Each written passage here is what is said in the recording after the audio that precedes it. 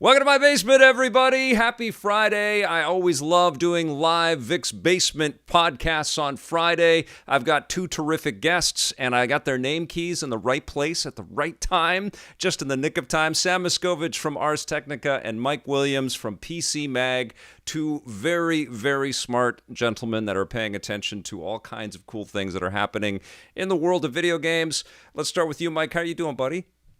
I'm always doing great. And it's Friday, so once I'm done this, I can relax and pick some random thing on streaming because there's something on every streaming service these days. So, Oh, it's crazy today. Fridays, I always thought were going to be kind of a chill day, but there's so much stuff that drops on Friday.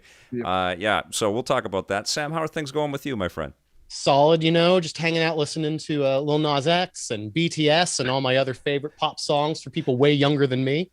No, it's beautiful. The sun just showed up in Seattle about 10 seconds ago, so that's reflecting well on my very, very pale skin, and I'm excited to hang out with two of my favorite super nerds in the gaming sphere. That's very kind. I see you get outside on your Twitter every once in a while. I'm always happy to see your smiling face when you go for walks and things, even if it's behind a mask. It's good. Hey, listen, I'm happily beyond the second vaccination dose, and I'm also happy to keep on wearing masks so people don't know exactly how I feel. It's not. I'm just into having some mystique to work with. Yeah, totally. See, I would take walks. I normally do, but we are in the middle of pollen season, and allergies hit me hard. So basically, I look outside, it's so beautiful, and I can't go.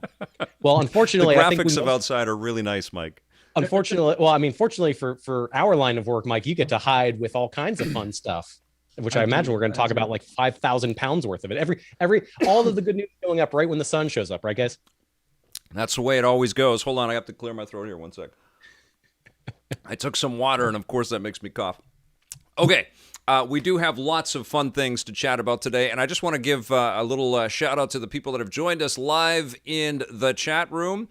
And this is a live video for those that are listening to this down the road, because what we do is we take this video piece and we export it as an audio podcast, so thank you for listening.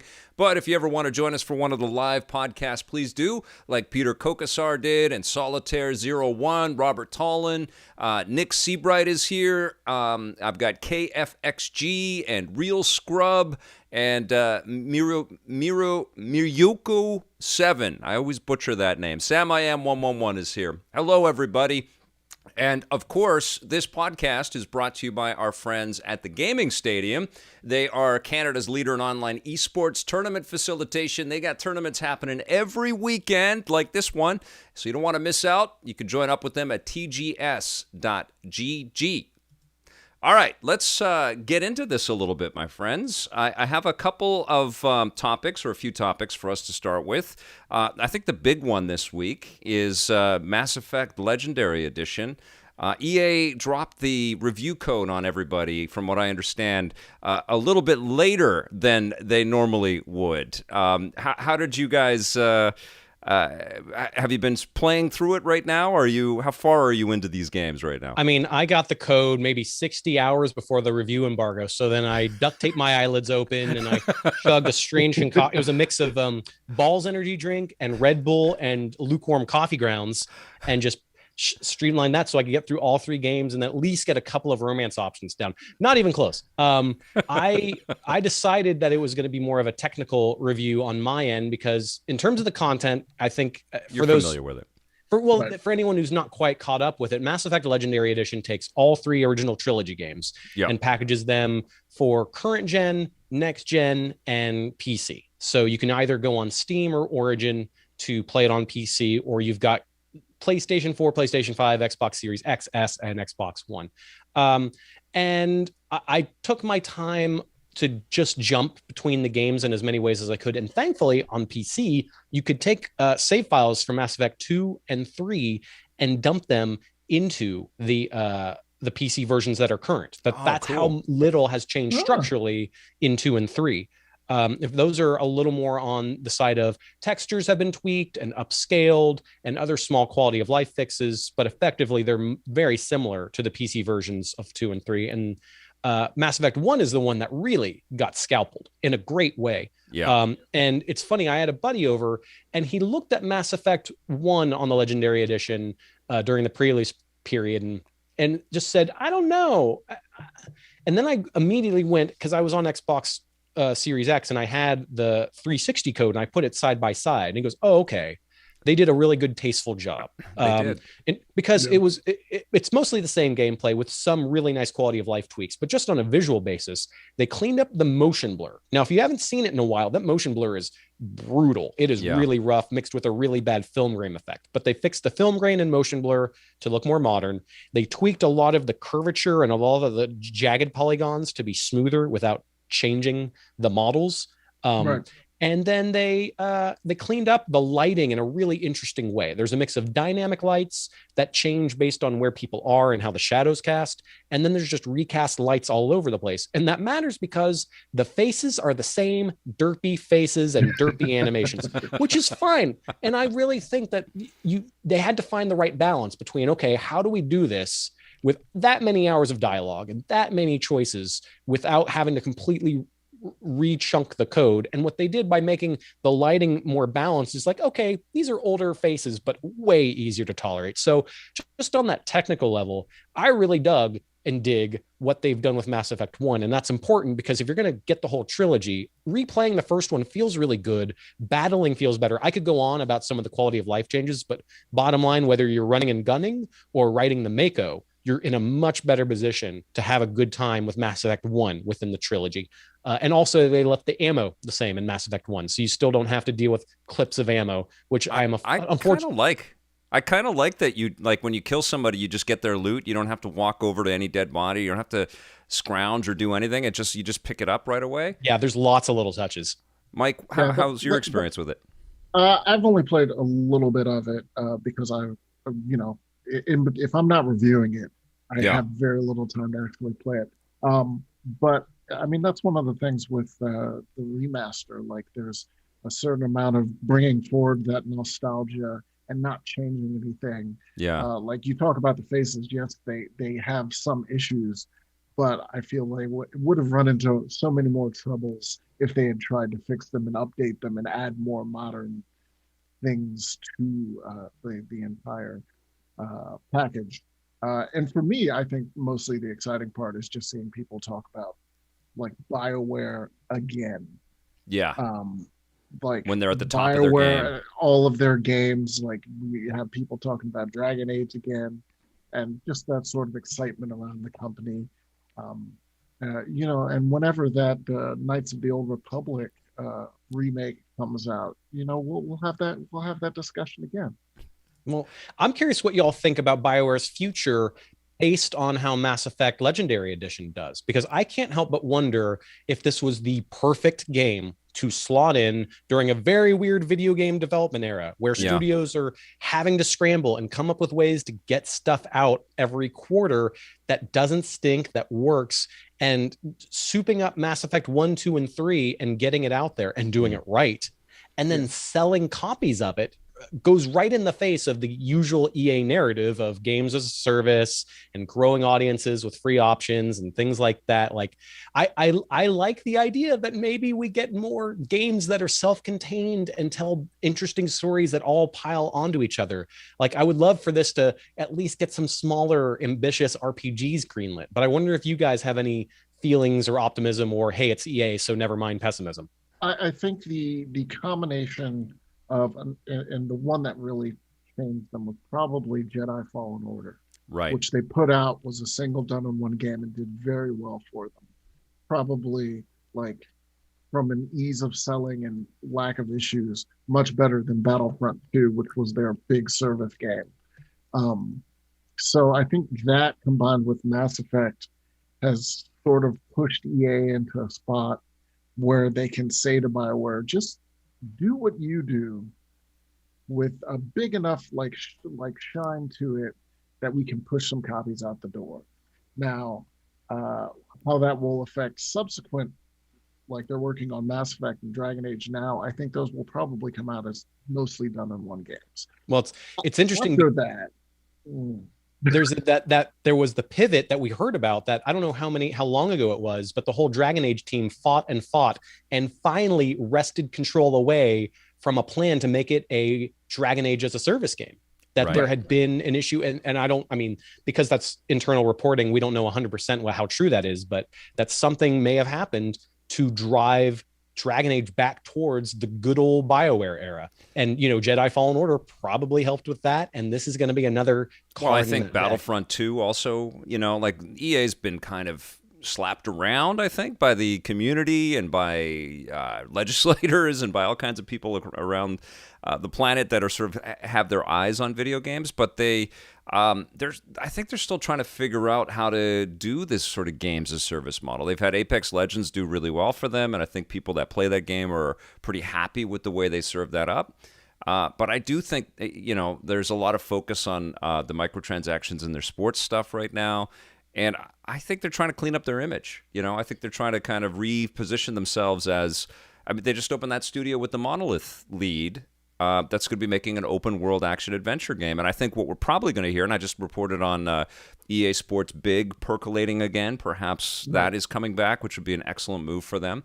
But I think we are going to see EA kind of, especially in this age of subscription, I think EA Play is probably doing better than ever now that it's tied in with Game Pass.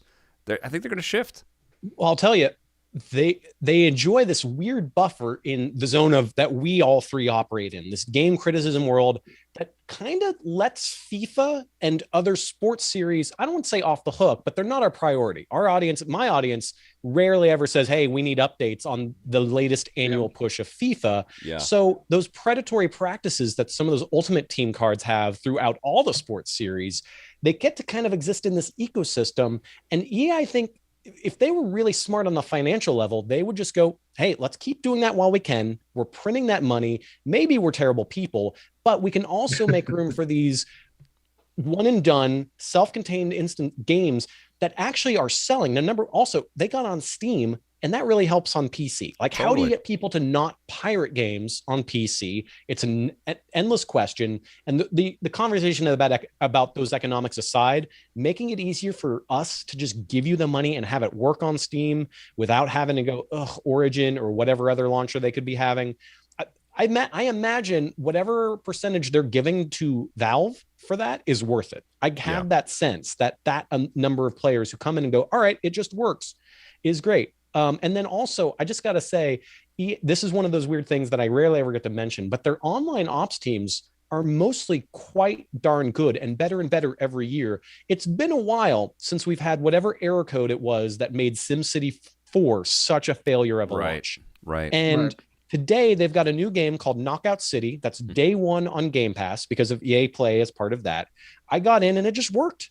On day one. And I'm not saying that's like they deserve a gold star for that, but because that's become part of that status quo, that helps them with the general reputation. If they can just make it easy for us to get online, buy their games, and enjoy some single player content, and then they happen to make $1 gazillion taking money from poor suffering children through Ultimate Team, we might be able to live with that.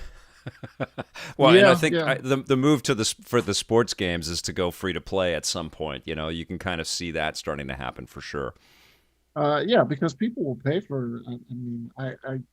I looked at my Fortnite. Yes, I do in fact play Fortnite on a semi-regular basis. But I looked at my Fortnite and the number of skins I have that I know that I have directly paid for, and I know how much they cost per pop. I was like, I have spent entirely too much money on this game, but I also don't necessarily regret it. Yeah, I mean, if you've had fun with it, I think EA is prepping like a lot of the studios right now for this metaverse kind of idea.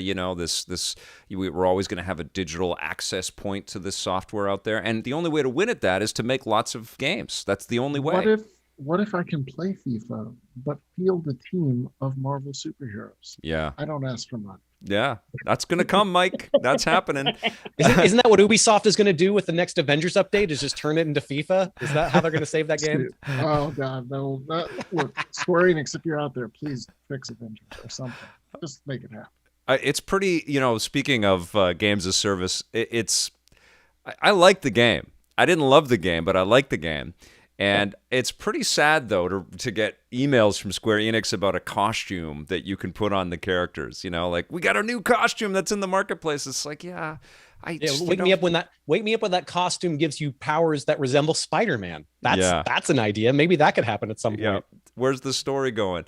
Okay, let's talk a little bit about the 20th anniversary of Xbox. I think you guys have both been in the game for a long time, and you guys have been playing. Were you both in the industry as the Xbox was launching? I've been writing about, I don't know about Mike, I've been writing about games since 1996. I'm not quite the savant of Vic up there, the Canadian master who's been writing about games since the ZX Spectrum existed. But actually, 95 is when I started for real. What? Yeah, so I'm only a year longer than you. That's amazing. That's awesome. I'm only 11 years, so I was a part of the quote unquote real world in a adult job capacity before I joined. Gotcha. I mean, but it's funny because the amount of time between the beginning of the Xbox and now in your life is a lot of things for all three of us. Yes. And the same can be said for the craziness of the Xbox roller coaster. I mean, come on, starting with The Rock and Bill Gates holding that up in Times Square, and then somehow that turning into the system in the West for a generation, and that turning into whatever the heck the VCR concept was that the Xbox One was. We're talking BioWare, but BioWare was essentially like it was doing great on PC, but BioWare became what we envision as BioWare, the BioWare that EA wanted to buy. Yeah, because of the Xbox, right, and because Knights of the Old Republic, that was the game I had not. Jade Empire, right? I mean, that was until that point played a BioWare game. I actually went back after Knights of the Old Republic and played. But what's funny is I think everybody can pick out a different. This was big on PC, and the small PC audience loved it. But then Xbox, Bungie was there in terms of them being this PC-centric developer. Before, you've heard of them. BioWare absolutely with that trilogy of Knights of the Old Republic, Jade Empire, and Mass Effect. And then you've got Bethesda. And let's be clear, Bethesda doesn't become the monster that Xbox eventually acquires without Elder Scrolls absolutely hitting that whole new world and having everything about that Xbox ecosystem was designed so that games from the PC could happen. Because that was about a few things. The hardware, in terms of resembling x86 architecture, which was huge for the studios that focused on that and didn't have the time to go through all of the crazy hoops that you did on changed the business forever when they kind of made it much easier for developers to create stuff on their machines like that. But it was also about Microsoft just having that relationship because they said, this is the direct Xbox. Like it was almost named that. And that made so many, when it came to, okay, how the heck do we make money soon without running out of it? Every developer has their version of what the compromise is. And I think for a lot of PC centric studios, the Xbox was a minimal path to sacrifices. Yeah. Like, you didn't have to kill yourself figuring out a whole new PlayStation 3 or whatever the heck was happening at any given year.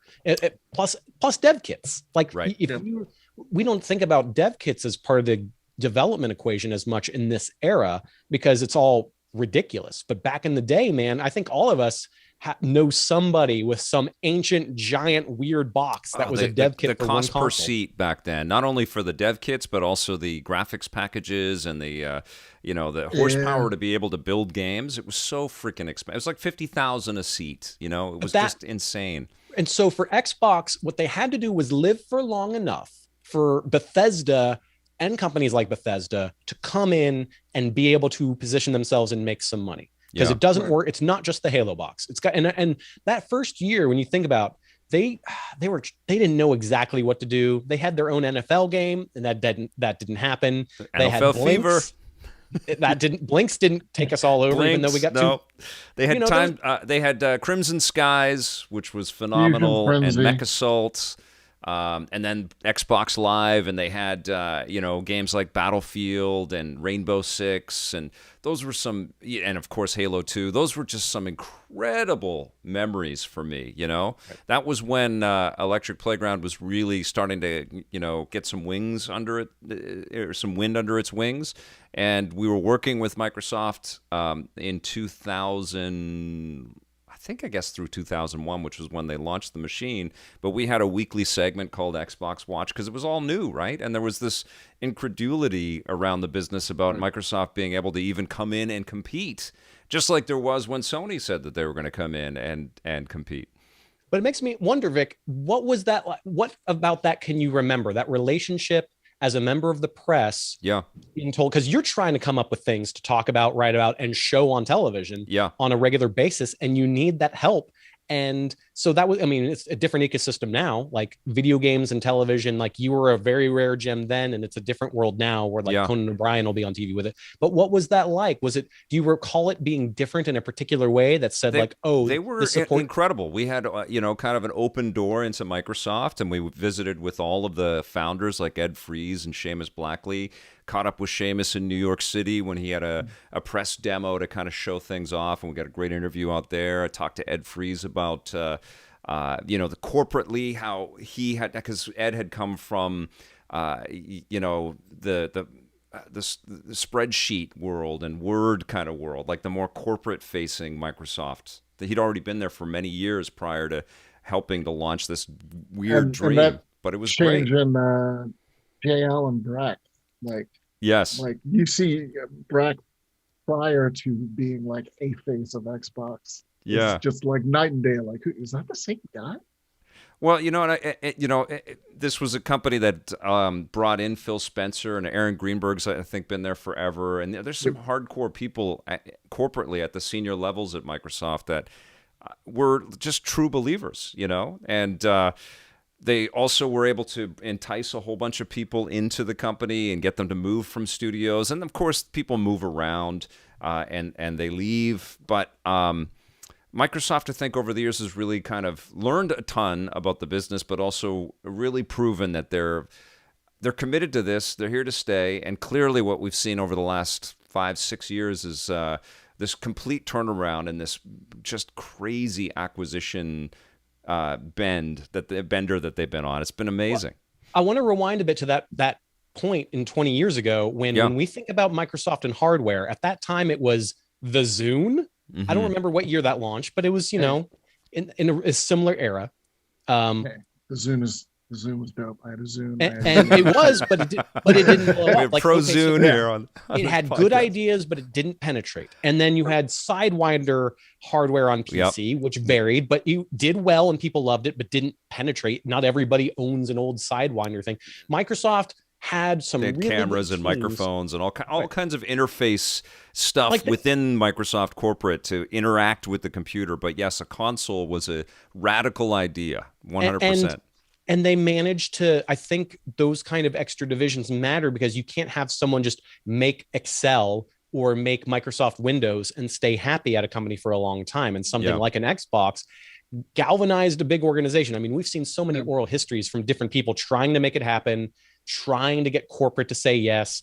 Microsoft is this strange beast to this day where you have all these different teams that are all very good, but they kind of stink at collaborating with each other. And the way that Xbox managed to overcome that stigma and problem to me is really impressive. Now, I will say, just to compare to Vic's experience in the early days, I took a break from games writing, switched to writing about music. When I got back into games writing, I had moved to Seattle and I was writing for a weekly newspaper in Seattle called The Stranger. And I reached out to Microsoft saying, I broke. We don't have anything going on here. How can y'all help me so I can just start writing about Xbox? Not because I'm like, here, give me free games, but like, we're trying to find something to write about. And their team was just unbelievably gracious and just made it really clear what it is they couldn't provide. And Xbox has always had amazing PR. And when it comes to controlling the conversation in the West, that's not a small part of it. To this day, I think about how they reach out to press and how they reach out to people on Twitch and other videos platforms. Like that's the stuff that you don't see behind the scenes that has been consistent for 20 years. And that's a small part, not the biggest part. I mean, ultimately, you need millions of people buying games across the world. But well, they also have their festivals, their Xbox festivals where they bring all kinds of people. And I think they were really forward thinking with that. There were lots of events that they were kind of like mini E3s, and they'd go to different countries as well. It wasn't always just in the US. They had different events in Canada. They had different events in Mexico and stuff. And one of the things that I really respect about Xbox, and I think I really took notice of this was with Gears of War, where they would take the time to create stories about how people engage with their games and how big they are. How much of a fan they are, and they would go off and interview all of these people. Now, all kinds of companies are doing that. We just saw that with Mass Effect, actually, now, but it was pretty forward-thinking back in the day, and, it was cool to see this company that really started as a tech company embrace the artistry and do things like put a hard drive in the first machine, which completely revolutionized this business. It was crazy. Ethernet. And the internet, yeah. And Xbox Live. Oh, man. Dude, the Xbox 360 changed. Everything that we are doing is because that company stuck to the same idea that the Dreamcast began with and ran hard with it and built an entire storefront around it, which, let's be clear, dangerous move. When you mess with Best Buy and Walmart and everybody whose ads are popping up in everybody's mailboxes on a weekly basis, that was sacrilege. Well, and they're doing it again with Game Pass. They're doing it again, even though PlayStation's got PlayStation Now and Stadia's out there and other people are trying this. Game Pass it's gobbling up the subscribers. There's a lot of happy customers out there. And that's the genius thing that they're at now, which I think this was the beginning of the plan. And the reason they acquired all these studios is because they just said, look at Netflix. They own so much content. You get on Netflix now, and it's very rarely recommending other companies. Like, yes, some various series that are third party from an old TV network or whatever. All of the other competitors are trying to gobble up episodes of Friends and Seinfeld. Netflix says, no, we're good. We can make our own content. And someone said, let's do it. We're doing the whole thing. So number one, gobble up acquire studios that are aligned with the Xbox brand, which we just talked about is a lot of PC centric stuff. Right. And it just works. And there's a variety in terms of worldwide content.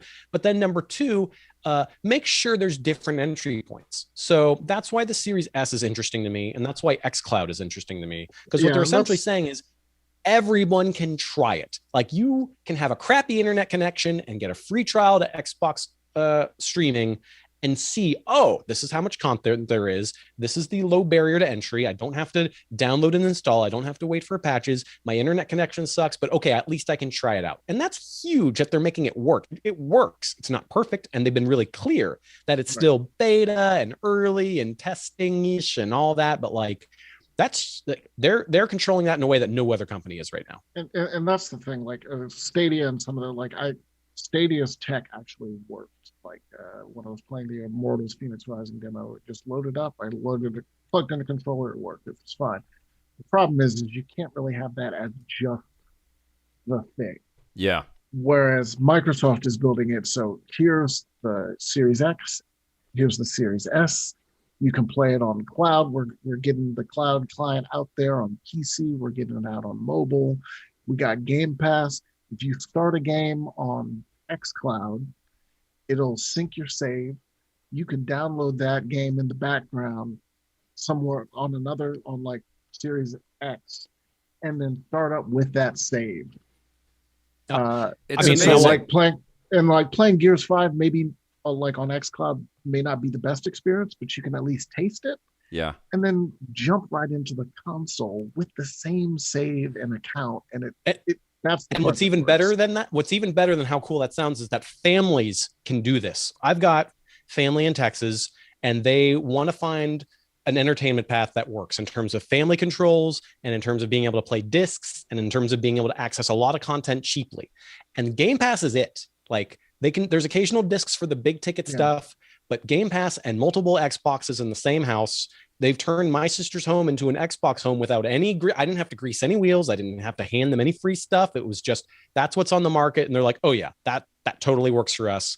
And my nephews are 12 and 14, and they are just right at that T for teen point, and they're just blasting the heck out of stuff in co-op and loving it. And I feel like that's happening in a way that Nintendo and Sony did not get the memo on necessarily. Yeah, I just was playing Last of Us Part 2 in 60 frames per second on the PS5, which was an amazing experience, but it was so archaic to have to load up my PlayStation 4 because I went to the cloud and it wasn't there, the save game. So I had to boot up my game on the, or at least boot up the PlayStation 4, upload my save to the cloud, and then down. I mean, it's, first world problems here, but it just felt so. But what you're talking clunky. about is something that Microsoft was solving years ago. I know. Cloud saves have been there, and that's just one of many pieces that they put together to make sure, even when it's annoying, especially with freaking the Windows Store, still a nightmare, still not a great way to access content through Game Pass on PC. That's not all perfect. That's my biggest beef, is it's such a nightmare to try and use that. But there's so many other parts to the Xbox equation of whether you buy the hardware that they think is best, or you use your own computer, or you get on the cloud. It all syncs up and works in ways that are shockingly good. Let's to be clear, let's talk about this Bethesda thing and the and Starfield exclusivity. What do you guys think about that? You're not paying billions of dollars to a company and acquiring them, and not, making your stuff exclusive. It's funny because we're already in a world where they're publishing PlayStation exclusives. So like, really, if you're gonna whine about anything, it's like, I don't know, you pick which Bethesda exclusive you want on which platform. Like that doesn't shock me at all. Starfield just reeks of, we want this on Xbox only, just like we wanted Mass Effect on Xbox only for a while. Yeah, because they're looking at Starfield like the next Skyrim, the next GTA, something that can sell forever and that draws people in to the platform. And yes, they could put it on everything and just make a ton of money, but for them, what they want is you to come into the ecosystem, because then they'll make that money directly. There's no cut that's going to anybody else. Maybe you come in, you buy the console, that's the hardware, you buy the game, it goes to them, and you get Game Pass, and that goes to them as well. So for them, the idea is to bring you in, and you don't do that without killer apps like Sony in the PS4. Like for that last 2 years, survived on like haymaker after haymaker of exclusive games, and that's what Microsoft and Phil Spencer looked at that and they were like, we can't necessarily do that with the internal studios we have now. And it's so weird because they did have that, right? That's how they launched, and they did get people convinced on Xbox. And we make jokes about NFL Fever, but it was pretty groundbreaking when it came out. There was some stuff that Xbox was doing even as it was figuring it out, that the other companies just. There was a higher resolution, there was more texture detail. The games just looked better on that original Xbox. But then they systematically, I guess what they did is that damn Kinect experiment. They just pushed everybody into that sort of. That's one of the biggest disasters in video games ever. Well, and you want to answer why they would want an exclusive out of Bethesda? The answer is that's how big the Kinect hole was. That is how deep they have been climbing out for years. But what I would say is that Microsoft has, on the record, been a pretty good steward in terms of acquisitions, in terms of working with other companies to make sure that their characters or their licenses can work out on other systems, and that eventually stuff will come out elsewhere. Eventually, there's a way. And because Microsoft has such a reach with Windows, that's sort of the branch they throw is, well, you got a computer, right? I mean, they're never going to come out and say that on a stage. They're not going to pull a Blizzard like, you got a phone, right? They're not going to, but that's essentially one of the pieces that they know they can whisper into someone's ear is, you've got a computer. Well, it may not be the best, but it'll work. You will have a way to play this, even if you're on PlayStation. And you know what? We're not outside the possibility of launching it elsewhere eventually. Like that could happen. That doesn't mean we're necessarily going to publish on PlayStation, because that's its own rigmarole of agreements. I think my hunch is something like Starfield, a brand new IP, lock it to Xbox for a while, if not forever. Something like Elder Scrolls, I think you're going to see a little bit more timed exclusivity. I think you're going to see something like that, have a plan for eventual launches on whatever. I don't know what's going to be big by the time that game comes out, 2027. Who knows when Elder Scrolls 6 is coming? But by that time, I could see timed exclusivity making more sense because of how big that series is, and because someone at the top is going to go, that's good for us. We'll be okay if we put that out on PlayStation 6 months after. Do you think we have Xbox in 2027, or is it just Game Pass? I think that in the United States, cloud infrastructure is not killing it enough to be. I mean, I was just going through this week of I've got access to 2 different ISPs where I live. My neighbor has one and I have another. Yep. And stealing my neighbor's Wi-Fi, which is not Comcast, gave me better Stadia performance than using Stadia on my wired Comcast home internet connection. Wow. And they're both priced about the same, because some of these, depending on where you live, that upload speed and other parts of the pipeline really matter. And so you're not going to, like, when I'm saying things like xCloud, you can get a taste. A taste is not the same as we're done selling you hardware. I think what they want to do is they want to give you a bunch of choices, and then they want to tell you, we have, as a first party, have made the best option. This box, this weird, crazy Series X box is rad. And they really pulled that off in terms of with Series X and Series S. It's a joy to use. Quick resume, we've all used it in one way or another. And there's other little things about it. Like, that's just a darn good box to play a bunch of games on. So that's what I see them doing for the foreseeable future, is going, you've got options and we're going to continue making the best one. And that's going to drive the conversation. And part of the logic for all of this, of course, and it's been across Microsoft's whole thing, is that the rest of the company does other things. And part of the cloud push is they have Azure. Like, they have an entire section of the company that is just cloud stuff. That's where they make all the money, is the services. They're like, let's bring them in, let's make money on them on the content. But also, how can we connect into the back end? Like, how can we make sure, like, Connect wasn't a gaming thing. Connect was a Microsoft research thing. Right. That they were like, hey, maybe we can do something with gaming for it. And the Xbox itself, as Sam brought up, was an extension of DirectX, which was Microsoft. Like Microsoft, and it sounds cutthroat when you say it like that, but I mean, that's part of what a business is. Like, well, they knew that they had to find some ticket into the living room, right? They knew that they had to get in there. And when I throw out the idea that Game Pass may supersede Xbox as a brand, whereas it already feels like they push Game Pass as much as Xbox right now. I'm not necessarily, and the thing that makes Game Pass what it is that you can download to a machine, whether it's a PC or an Xbox. But conceivably down the road, when we start to see things like this new iMac, which is as thin as a laptop, and that's the whole computer, or the iPad Pro that's out there right now, conceivably television sets in the future are going to have incredible computational power and storage built right into them. The screens that we have, and I could just see Game Pass as just part of the TV that you buy as an extra feature, and you plug in an Ethernet cable and boom, you download it right to the machine. And Microsoft wants those subscriptions. They want you to have your payment credentials attached specifically to Xbox. And that's one big reason why we have, this is not a Starfield topic, but that's why Xbox Live Gold is no longer required for free to play. Because they go, wait, let's get rid of that. If we can get rid of that, we're going to get people to pay, like our good friend Mike, for all of the skins in Fortnite.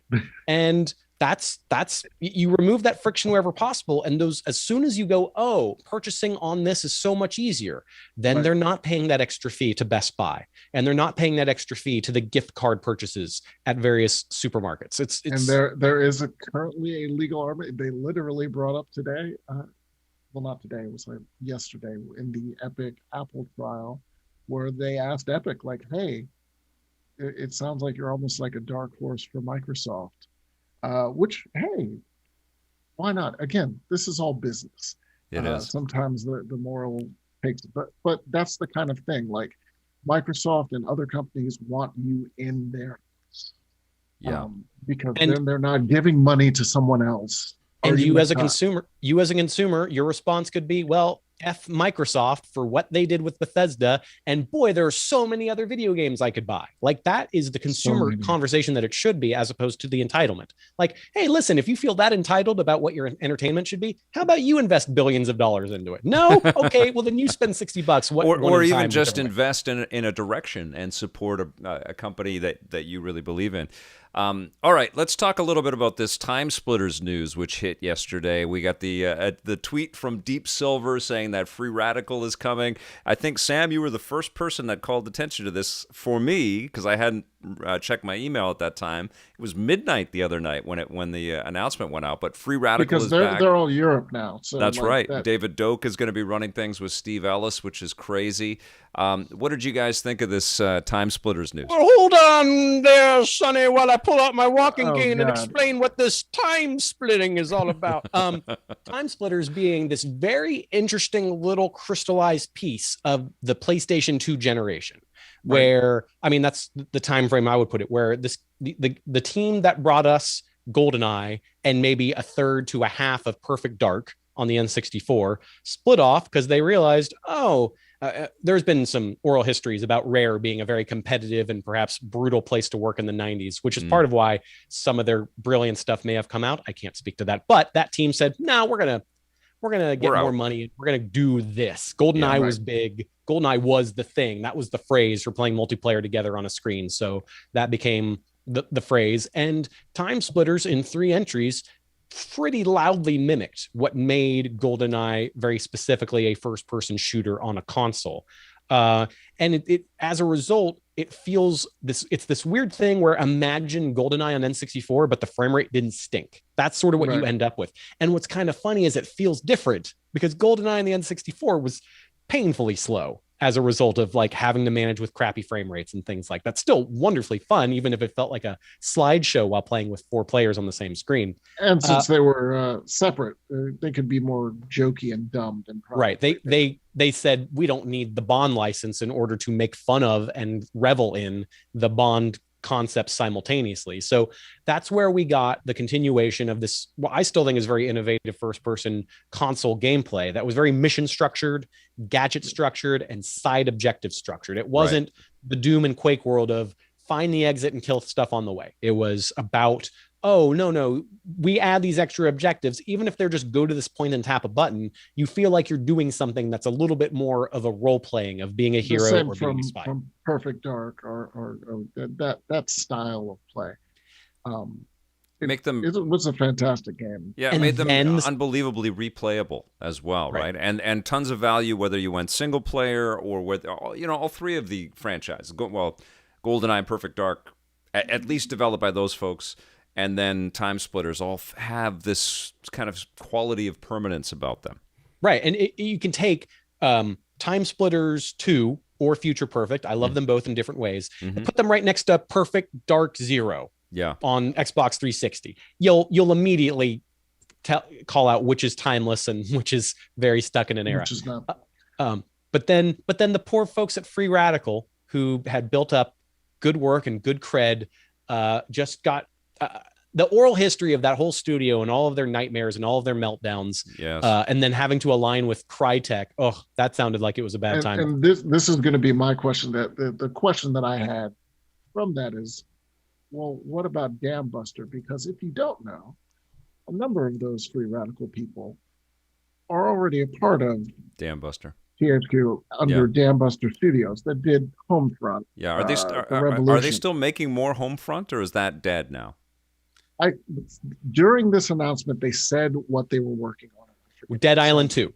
Oh, Dead Island 2. So Dambuster as part of the THQ Nordic smorgasbord. The Embracer group.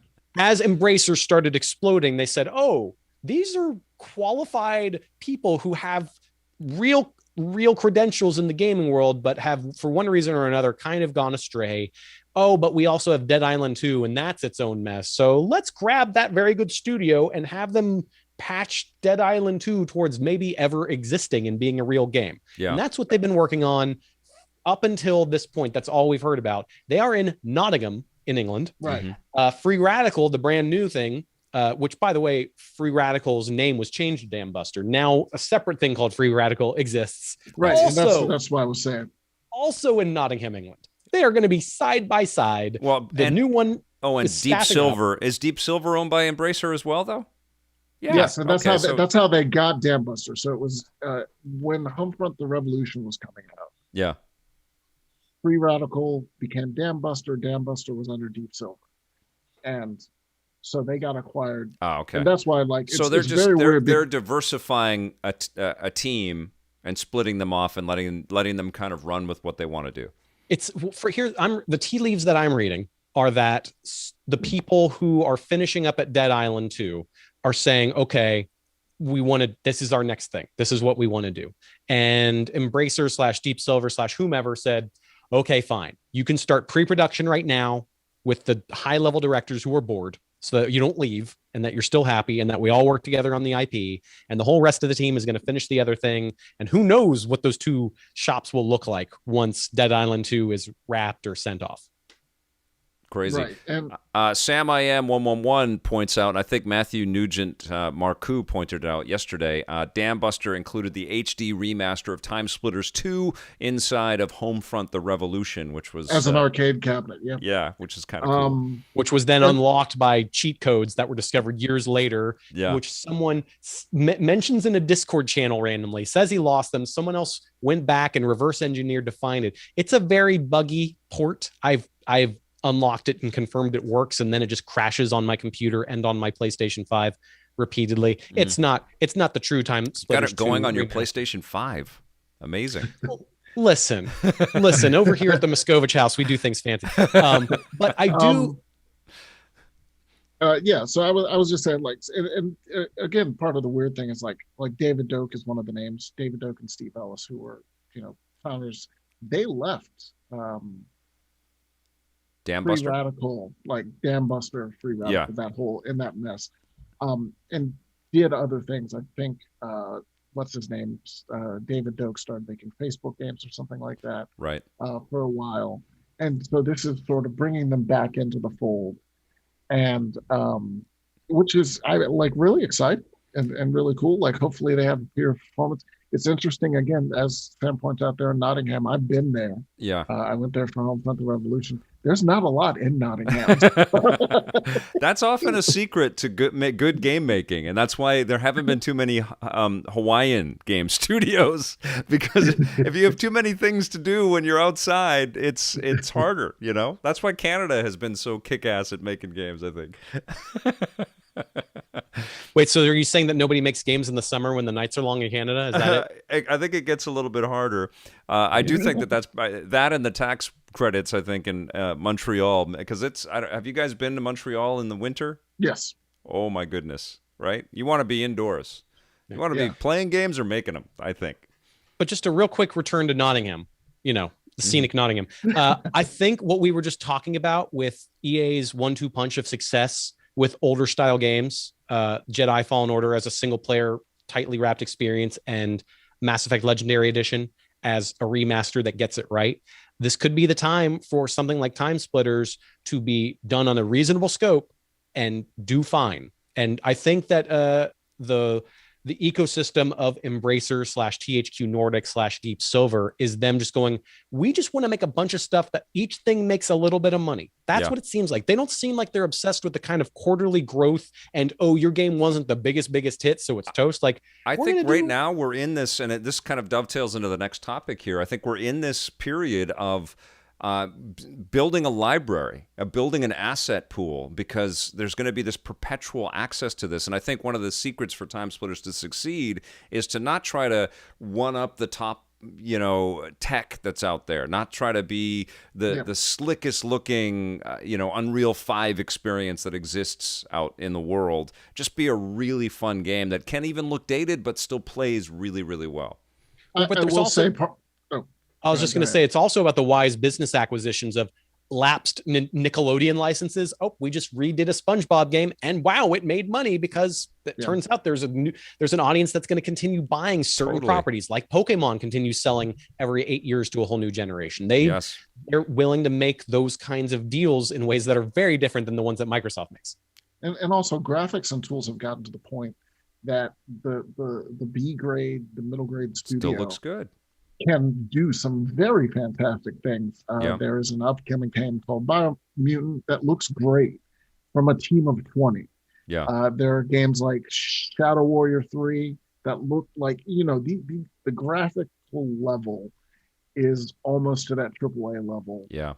And then we've got it all looks of these fantastic. great, like the Teenage Mutant Ninja Turtles game that Tribute's working on. I mean, that stopped traffic, right? It's, gamers have progressed to a point where it's like, it doesn't need to be the slickest, shiny. It's great if it is. Like, we're all excited about Ratchet and Clank, but it will be fine if the gameplay is just incredible, And that's where Time Splitters can kind of sneak in here. And also because of this time travel thing, that it's core to its principles and core to its philosophy, it can go forever. They could just keep making new chapters to this for forever and ever. Yep. Yeah.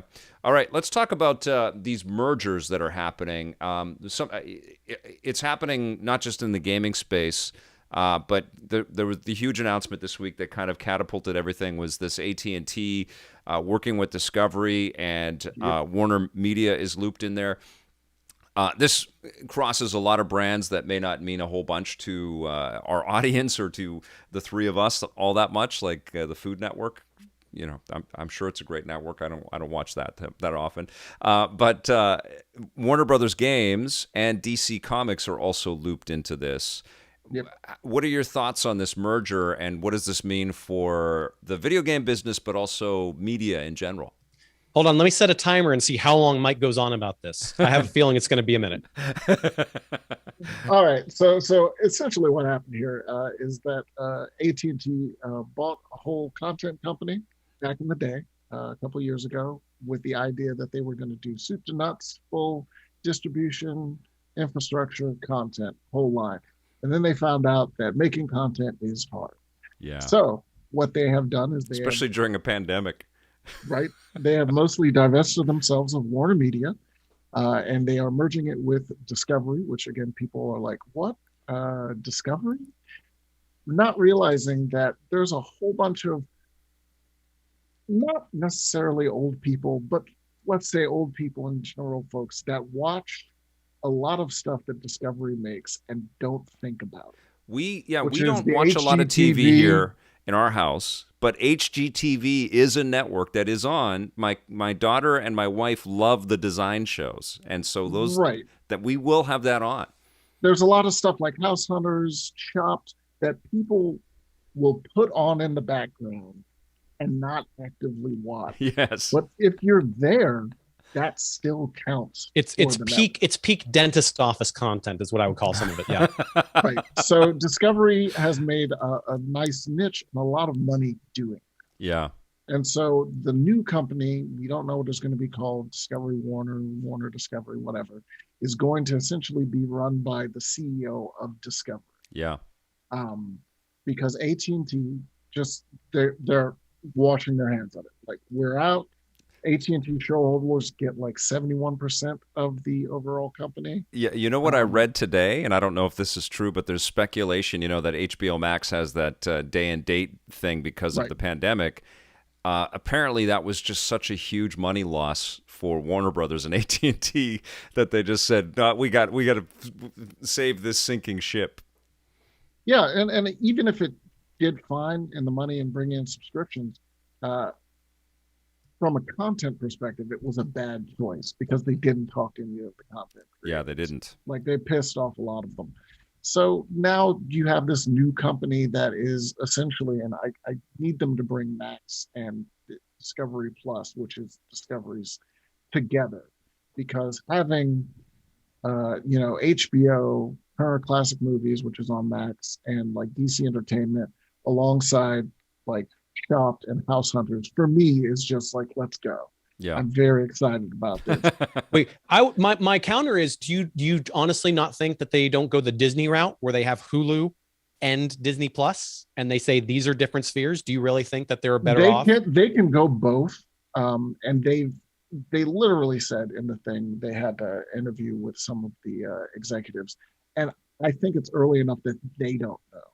Like, they have no idea. Yeah. if it's possible or even feasible. Like, I'm sure it's possible, but is it feasible from a content perspective to put all that out on one platform, or is it better to just say we have two services, we're going to bundle it for a discounted price? I think they're going to put it all into one, and I'll give you an example of what's going on with Discovery Plus, because we don't have Hulu in Canada, and so Discovery Plus looped in the Fox acquisitions, and some Hulu stuff is also airing on Discovery or Disney Plus, in Canada. So M.O.D.O.K is on Disney Plus here, but it's in. Okay. It's kind of partitioned off a little because there's an adult version of Disney Plus. You guys have Star. You guys and we have Star. Yeah, and I think Star is coming to Disney Plus in the U.S. eventually. No, it's not. Oh no. Not I'm just shaking my head in terms of when regions and territories and all of the deals that preceded all of these mergers and all of these streaming services. It just seems like a mess. I went from Ireland to Northern Ireland on a trip 2 years ago, back when we went on trips, and just watching how all of the apps changed as soon as I crossed a border just blew my mind. There's so much of that. But the Hulu side of for us in the US, the problem is that it's partially owned by NBC Universal. Yeah. And at some point, there is a deal that Disney has to pay NBC Universal for the rest of that. Well, and this is the speculation that might happen because Zaslav, who is now going to be the new CEO of everything, came from Comcast and worked at NBC Universal or in that space. So that might be the next tier on this acquisition. But and we're seeing Paramount. Who's Amazon's? Oh, MGM. They're gonna Amazon is about to buy MGM. It's nuts, man. And NBC Universal, as part of one of the Warner stories, that NBC Universal wanted to buy Warner Media, and now they may turn their eye towards Viacom CBS, which is Paramount Plus, Nickelodeon, all of that. Unreal. And the issue, of course, with all of these, and the reason that this is happening is. Even on the game side, you need a library. You need the library. You need the subscribers to pull people in, and the only way that, say, a Viacom can compete, or like a Peacock, is just by buying another company and merging and putting all that library into one big. And this was the problem that Warner Media had, and Discovery together sort of patches over holes that either of them had. Totally, even into the sports space. How many subscriptions do you think a regular household is going to want, or afford, or care about? What do you think? I mean, that's a matter of how many of them let you share passwords. I mean, I think we all know about the dance that people do, where you got a friend and you go, "All right, what do you got? I got Netflix. What do you got?" Do that unofficial trade, and we're going to see how much clamping down happens there. But ultimately, what happens to games? What happens to games? That's what I was about to say. So, like, the real question mark here is what happens to the larger side of WB Games. Yeah, and I think back when there was reports that they were going to be splitting up companies, the ones that made logical sense, like, they're never going to divest themselves probably in NetherRealm, because Mortal Kombat is a very strong multimedia property. Right. So they want the game, they want to be able to do, and also the alternate of Mortal Kombat for NetherRealm is the Injustice games, which are DC Comics. So what they have is a good steward that plays on both sides of the pond. And they, in fact, just announced an Injustice animated film or series or something next year. Like that. Yeah. So NetherRealm, like, if they were going to split it up, would probably not go anywhere. Rocksteady is definitely, like, on the line because they're working on the Suicide Squad game. Yeah. And then the folks working WB Montreal on Gotham Knight. Where it gets a little fuzzier is, like, Hogwarts Legacy is Avalanche. When that comes out, does it do well? Does it not? It sounds like Monolith might be, with the EA news. I mean, if you read between the lines, it sounds like Monolith might be on the chopping block right here. Yeah, Monolith is the one that we don't know. Like, have they been working on another Mordor game? Because that's sort of, and I think what you have is the same thing that they already had, which is hey, how does what game you're making play with what we're doing over here? Right. I mean, I've read these reports, these features, the Jason Schreier books. I've just read Press Reset. And anybody in the audience, if you haven't read Press Reset, go get it. It's a wonderful book because it humanizes this whole soup of, we're at the top level. What's game's going to come out? What's not? And you see this just soup of new executive comes in with on a higher level at a different part of the company, and everything goes kaput. And there's a whole thing just about Disney inside of Jason Schreier's book, which is about all of these different people saying, well, this is what matters now. And that was at a time when Warren Spector had been brought in. We're doing Epic Mickey. It's going to be this dark Mickey world. We're going to be we're there. We're with AAA Wii games because the Wii is huge and we're going to do it. Well, midstream, someone said, what about Facebook? What about Farmville? Why is that? Somebody at the very top is counting the beans and going, well, wait, I don't care about fun. I'm looking at the beans. We need to be in the Facebook beans. And then that became its own mess. And only now are we even beginning to see Disney kind of get its stuff together and go, well, we kind of really screwed the pooch years ago. So we just have to have partnerships. And one of the partnerships was EA. And that was okay, but it started off real messy.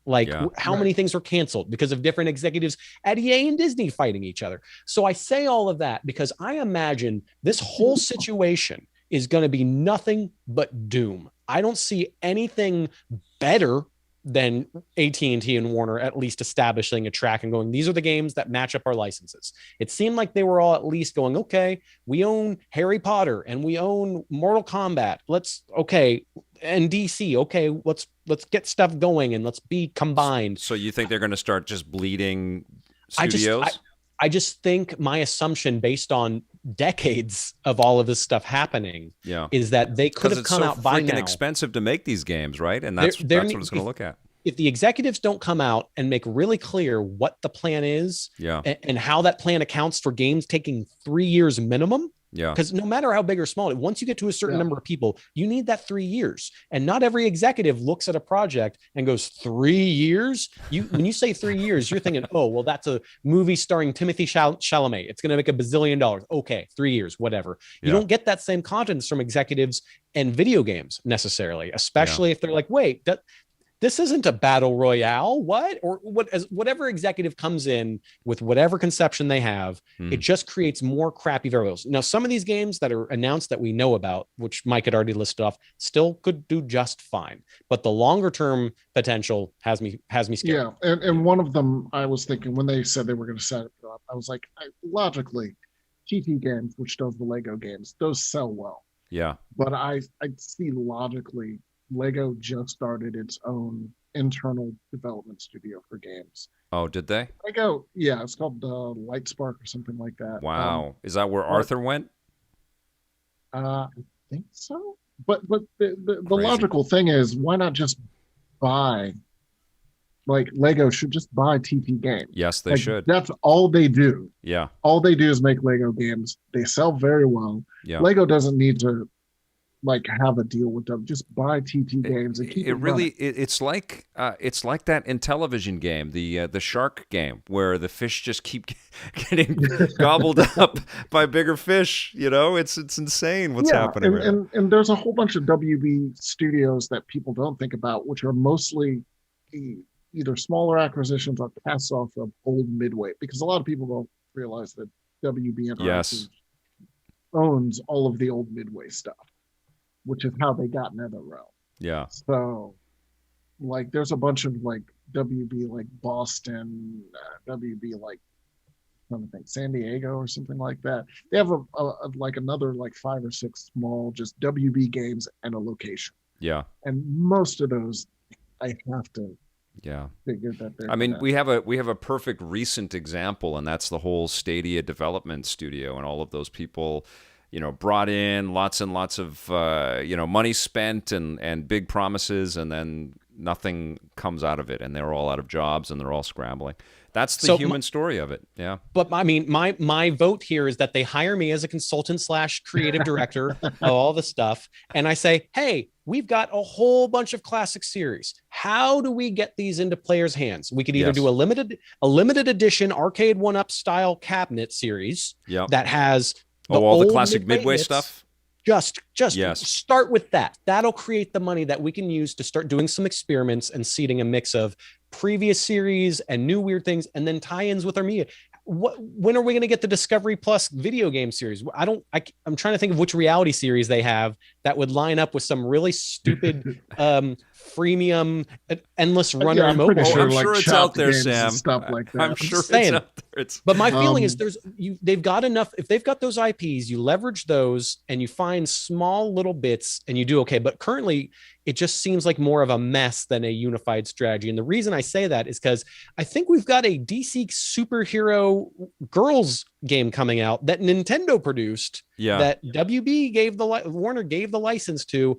I don't know about y'all. I ain't heard a thing about that game other than like a couple of tiny murmurs. So the fact that WB Games didn't have an announcement tied to this big announcement is problematic. And DC didn't either. Like all of these different verticals should have been able to have their own message about what their future is. But and also, like, 2 days later, we get all of this animation stuff. We know that the Long Halloween Part 2, we know that Batman Caped Crusader, we know that My Adventures with Superman, Injustice is announced. So it feels like a lot of work is going on behind the scenes, but how does it fit with this new regime?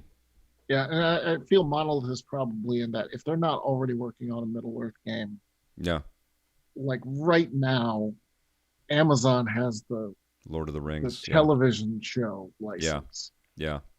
And that's so a great acquisition. And they're both in Seattle. That makes perfect sense to acquire that. And so I feel like Monolith is sort of, if they're not already working on a Middle-earth game, WB looks down at that and goes, well, we don't own Lord of the Rings. Like, we have the movies, of course, but we won't own the TV show. Right. So we would much rather you work on some, if they keep them around, would much rather you work on something we own. It's so weird that we are talking about it, thinking about what they're going to, like, they should have the statement about that. There shouldn't be this confusion about what their studios are going to be.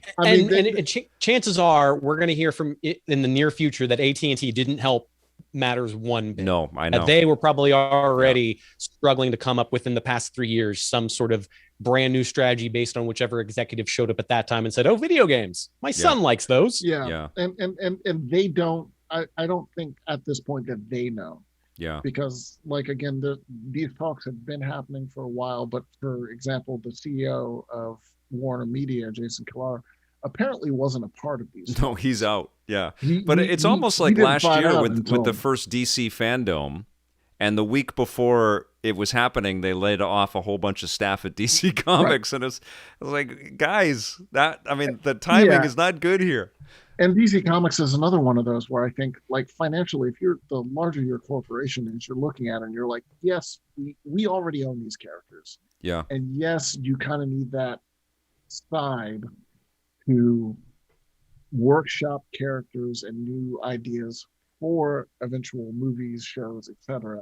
But then they look and they're like, but why are we spending so much doing that? Yeah. Like, making comics has got to be one of the most affordable ways to R&D the future stories for characters that resonate in a bunch of different ways, though, I would imagine, right? I mean, it depends. And that's why they cut a lot of editors who had been there for a while. Like creatively, they didn't so much cut on creative teams. They cut inside of DC Comics as an operation.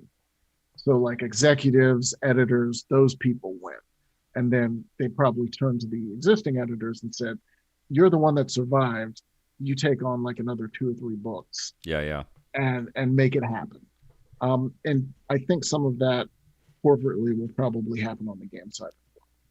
All right. Well, listen, this is a rabbit hole, and we could have dedicated this whole thing to the media mergers that are Hold on. Wait. I just checked my timer. Mike was talking for 27 minutes. No, I mean, all of us have thoughts on this, and it's very weird. And it's all tied into subscription, and every media partner. Everybody's trying to think about how to Netflix their reality right now. But let's talk about some full-on conjecture. And I know you both probably know some stuff that's going to be revealed, but let's try to have some predictions here for what E3 is going to bring us next month. I'm going to limit it to 3 each, okay? Oof. So who wants to start? Well, I'll start with the fact that one of them is easy because we just saw a tease for it. I'm just clicking around here while we're talking. Yeah. It looks like one remaster, and therefore my this answer is just going to be remaster, because Crysis 2 has been teased. Okay. Now, is it actually Crysis 2? Dunno, but makes sense after Crysis Remastered. They finally got it working in a way where it actually is performant on computer and next gen consoles. So I just see this being a great time for the studios who in the middle of 2020 said, oh crap, how do we get something out? Yeah. So I just think it's going to be a remaster soup. And I'm not saying this because I've gotten emails about a bunch of them. That's just my assumption. I'm actually kind of shocked that the Time Splitters news didn't include something of them being like, oh yeah, maybe we're going to do a remaster and it'll be out by the end of the year, which maybe that'll happen. I don't know, but that's my first. We're finding out about it like 2 weeks before E3, or 3 weeks before E3 or whatever. But again, because E3 is this amorphous blob as of right now. We have the official thing. We have whenever there's an Xbox event, they are kind of aligned. We have whenever Nintendo decides to announce things, et cetera, et cetera. And I will stop there and I will let Mike take his first pick. Cool. And mine is sort of on the other side of that. And like, if you look at movies right now, like people are like, man, the Super Bowl trailers were real boring.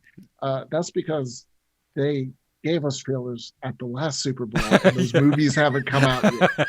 And games I think E3 is going to be the same way in that what we're getting are going to be games that would probably have come towards the end of last year or at the beginning of this year that have gotten pushed back, and we just haven't seen a ton. Like Far Cry 6 is a good example. Rainbow Six Quarantine, right? Forspoken, games that we already know about that just couldn't come out on time, and so now that they're coming for the latter half of the year, like maybe we'll get some new stuff, but not as much, I think, as previous years. What would you? Okay, well let's pivot the question a little bit. What would you like to be revealed that you think is realistic at this E3? I'll tell you, I want one big badass racing game. Okay. And I don't know if it's going to be Forza or Gran Turismo or some like maybe Project Cars 77. I don't know.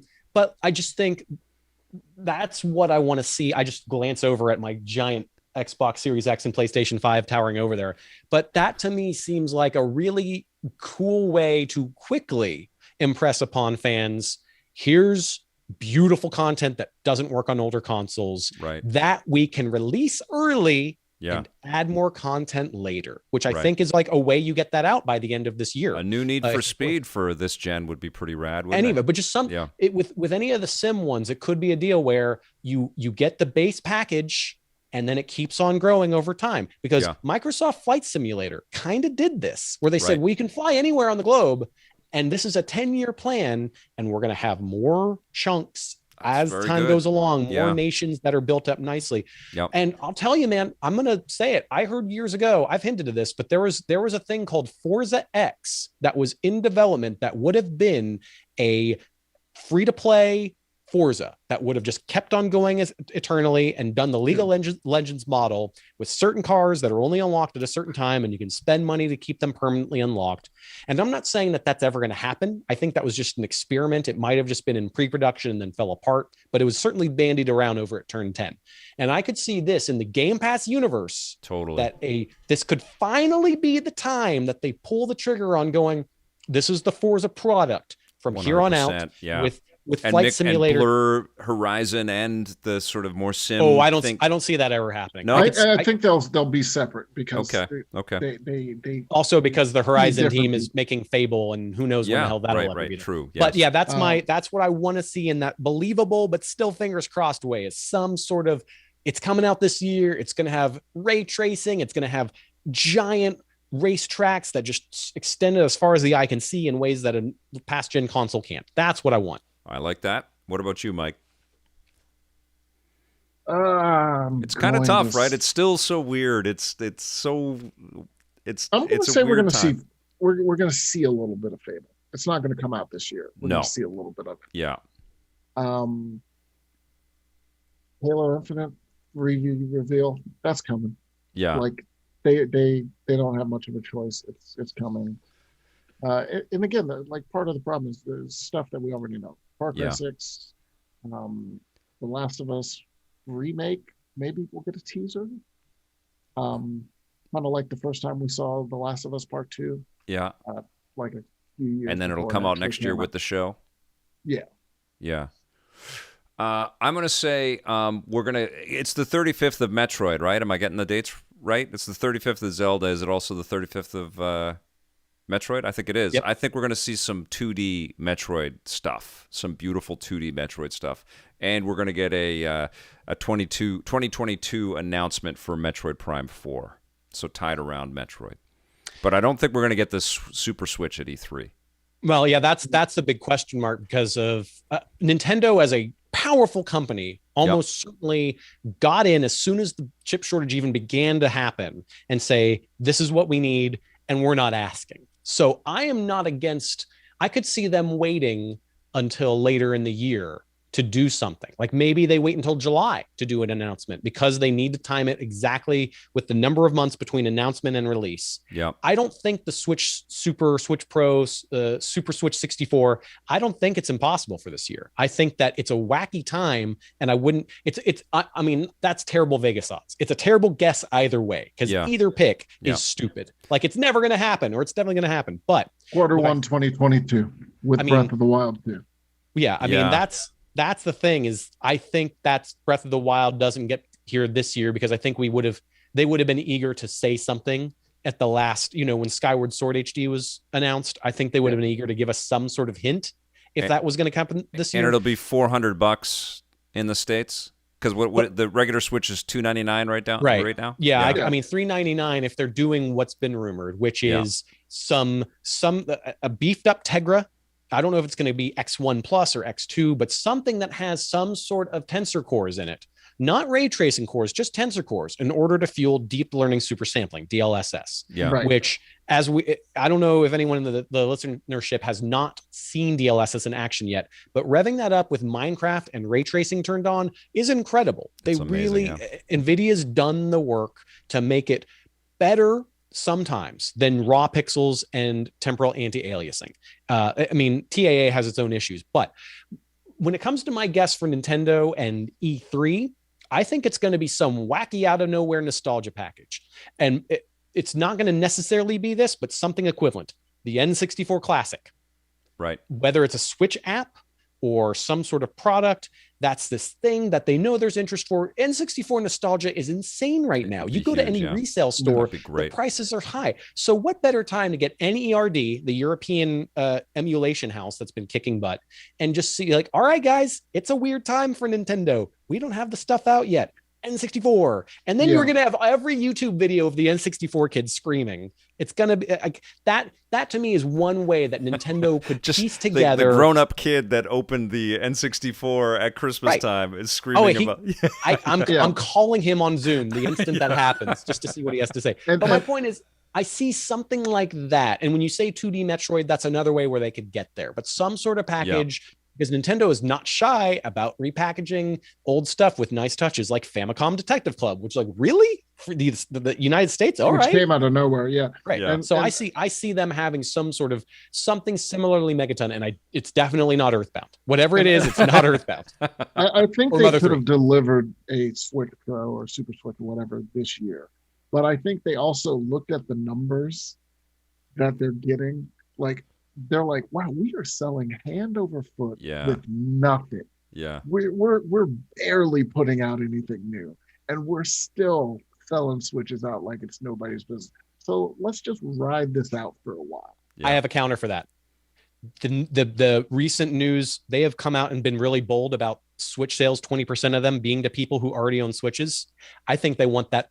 I think that they can have both Switches exist and they can sell. They're like, oh, let's get that number up from 20% to 55%. Like that is why I think that still fits into their package because they're looking like, we can't stop selling them. If we make 2 types, we're going to blow the whole place up. Goodbye, PlayStation and Xbox. Like, well, and especially with the Switch Lite, right? Like, no one's going to really be that comfortable carrying around their expensive Super Switch out there, but people absolutely will say they can play most of those games on the Switch Lite.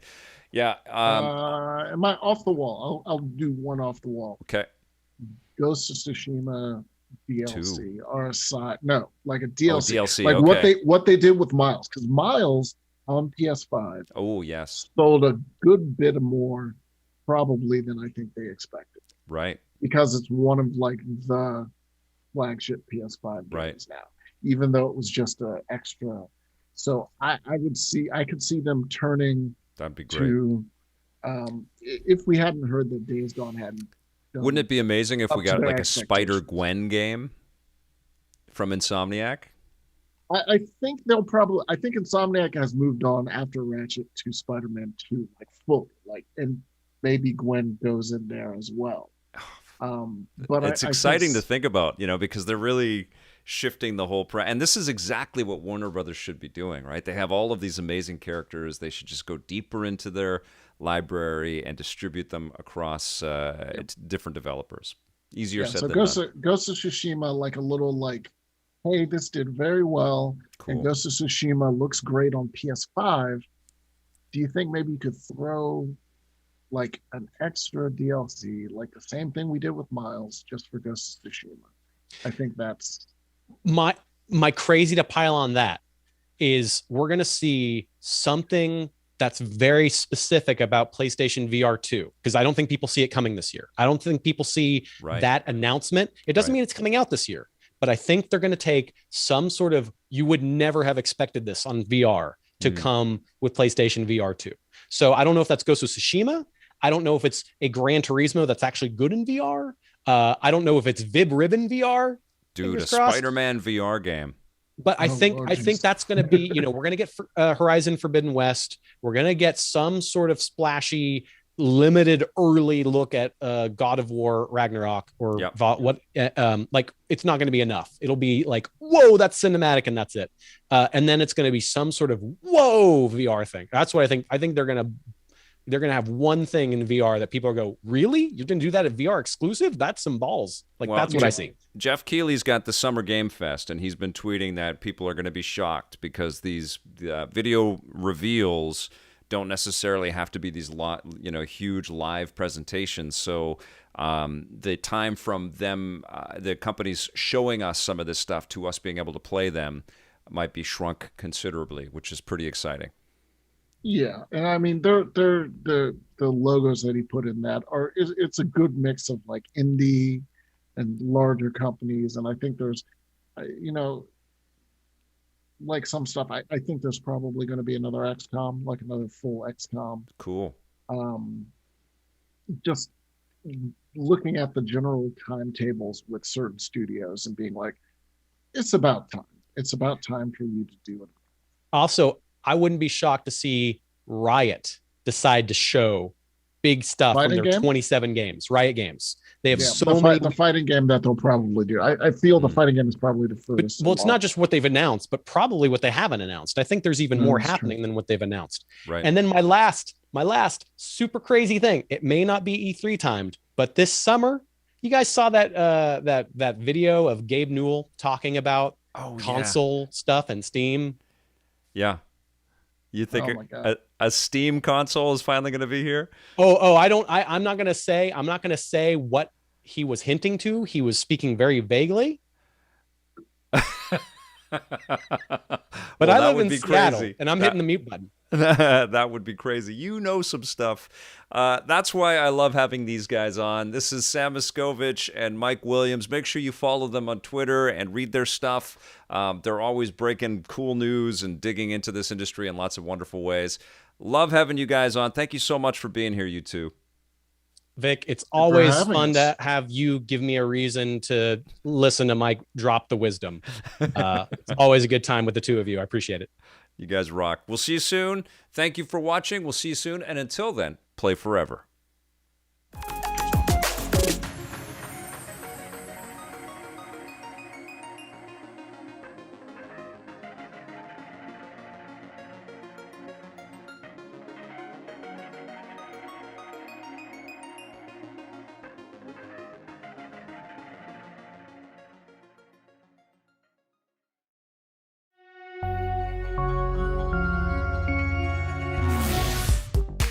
Welcome to This Day and Everything Cool for December 11th. On this day in 1999, Nintendo unleashed a double D-sized gaming innovation. The Nintendo 64DD was released in Japan, serving as an add-on for the N64. Short for disk drive, the DD sat underneath and plugged into the existing console and allowed players to pop in magnetic discs. The discs had much more storage than traditional N64 cartridges, and they were also much easier for developers to work with and cheaper to manufacture. That didn't really help, though, because the 64DD just didn't have enough games. It only launched with 2 titles, Mario Artist Paint Studio and the simulation game Doshin the Giant, and by the end of its run, it only had a meager 10 games. Another problem was that the DD was released so late into the N64's lifespan. It was originally supposed to land closer to the release of the N64, but numerous technical problems forced Nintendo to delay it more than 2 years. Because of all these problems, the 64DD sold very poorly in Japan, so Nintendo scrapped plans for an international launch, and it was never officially released outside of its home country. The good news is that Nintendo used their learnings about disc-based gaming to create their next console, the GameCube.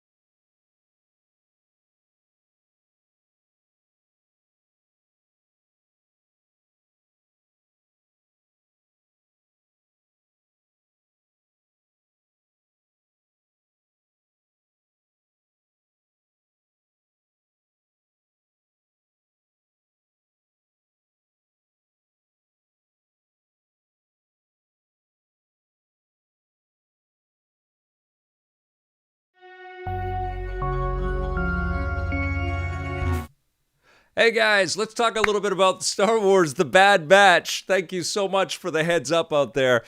Star Wars The Bad Batch, we are into episode 4 of this show, and I have been digging this thing quite a bit.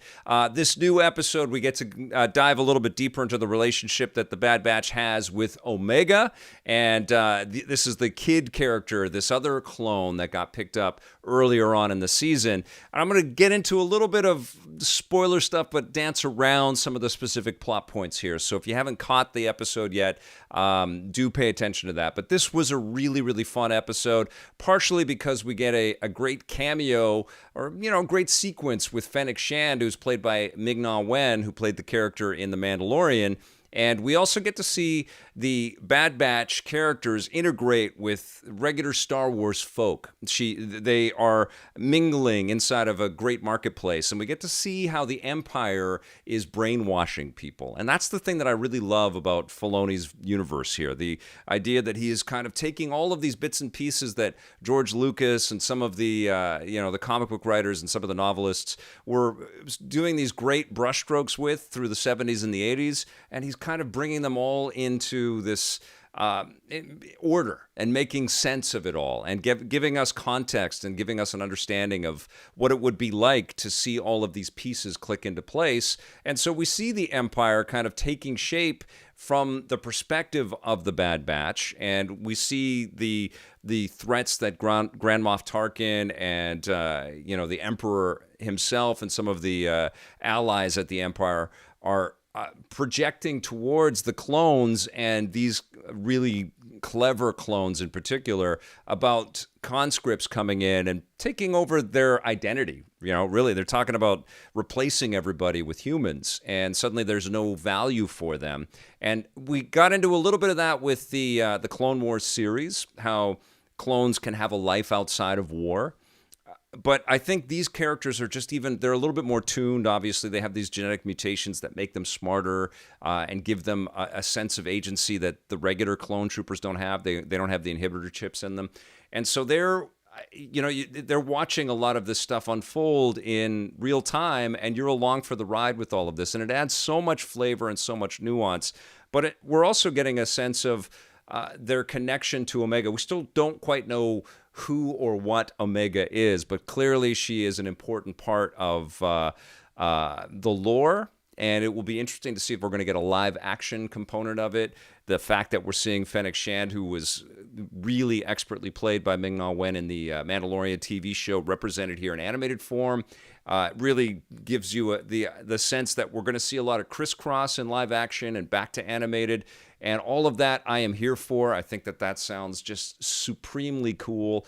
The action sequences are really well framed. They have been all the way along, but there's a really great chase sequence in episode 4. A lot of that has been revealed in some of the trailers that Disney has released. And this was, more of a ground-based, more intriguing kind of story, more about the intrigue and the backstabbing qualities that exist among the kind of regular populations of some of these big city planets and stuff.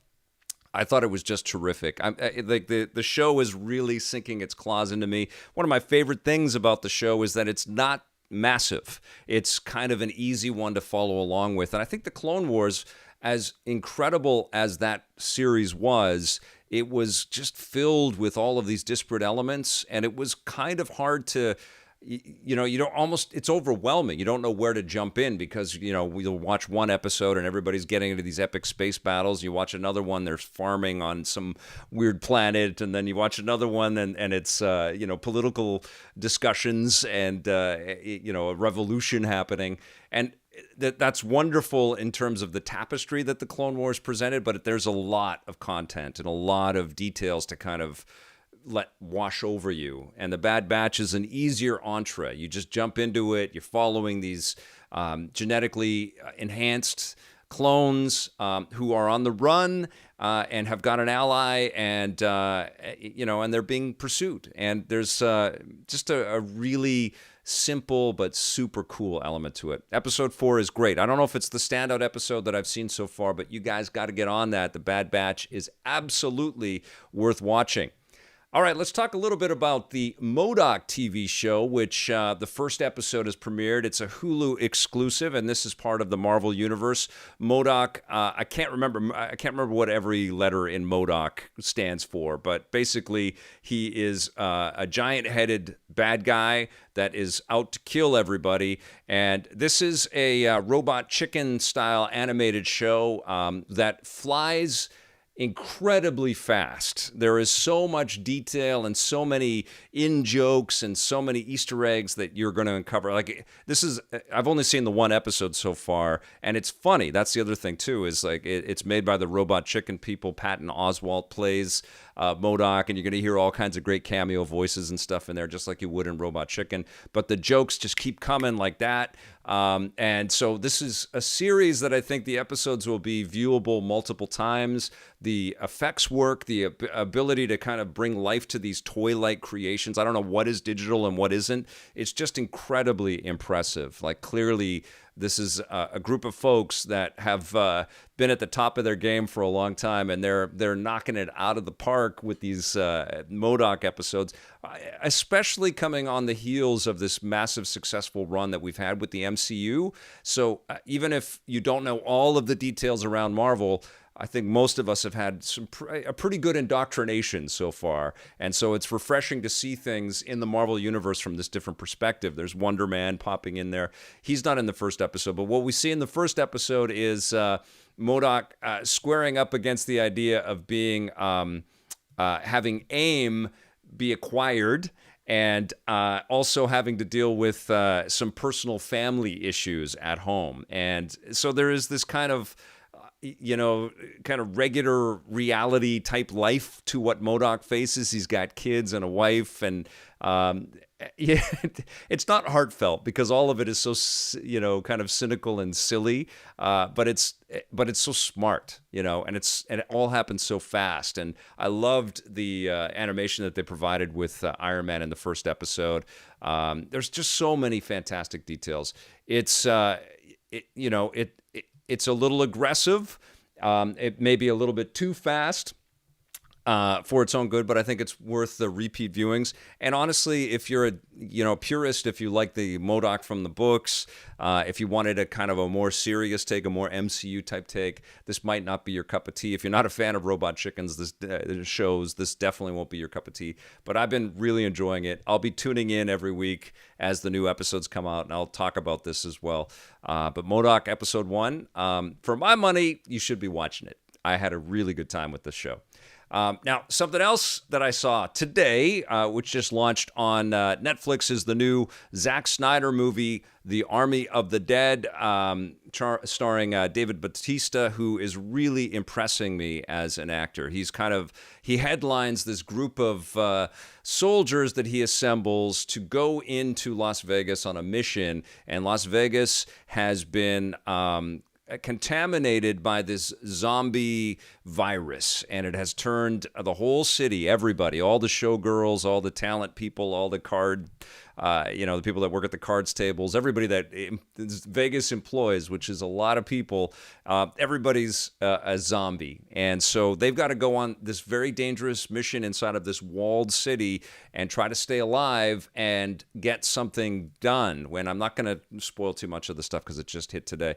But I thought the action sequences and the way that the effects were all put together, Zack Snyder's listed as the director of photography as well, so you can tell that there was a tremendous amount of effort put into framing and the coloring and the blood splatters and the explosions, all of that stuff. It's eye candy. It's really a lovely, it's gruesome and it's gory, but it's a beautifully crafted movie. There are some incredible action sequences and beats in the film, and the end climax sequence stuff is just insane. It just escalates and escalates, and I was impressed. I enjoyed the eclectic cast of actors. There's people from all over the world, lots of different accents, lots of character actors that you've seen in different things. I love the safecracker guy, Dieter. He was really funny, and I cared about this group of people more than I thought I would.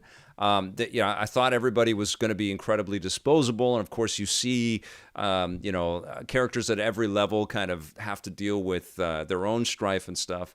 But I thought the movie overall kind of worked as this weird blending of stuff that you would see from James Cameron or John Carpenter, certainly the Romero zombie films that are out there. I don't know if it's the ultimate zombie experience, but God, we sure get a lot of them. And what we see out of the zombies that Zack Snyder cast, especially from from some specific vantage points, are incredibly adept stunt people who are throwing their bodies around, and you're just in shock at how athletic some of the sequences are. But it's very impressive. So you're going to see a ton of carnage. There's a nice, bit of humor. I think if Bautista wasn't as good of an actor as he is, maybe this would have fallen quite a little bit more flat. Because it's not, the most amazing script you've ever witnessed be performed out there. But Bautista brings a real depth and a real pathos, and you care about him. He's great on camera. And I had a good time. I think you should check out The Army of the Dead this weekend. And Zack Snyder, say whatever you want about him and his choices for the Justice League film and the Man of Steel movie and Batman versus Superman. Guy's done a lot of great work in his past, and this is a very well-made zombie movie. All right, I'm going to give The Army of the Dead an 8 out of 10. All right. And so now, thank you for the heads up, by the way, on the audio. Now we're going to do a little EPN Plays. So let's get started with that as I boot up Miitopia.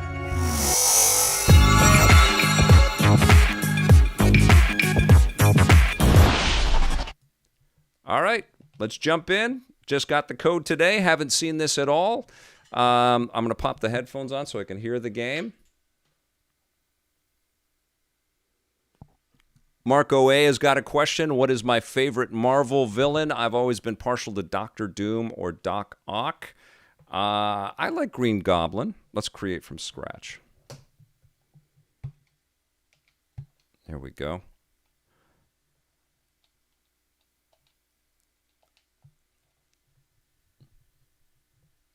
Matthew Winstone likes Magneto.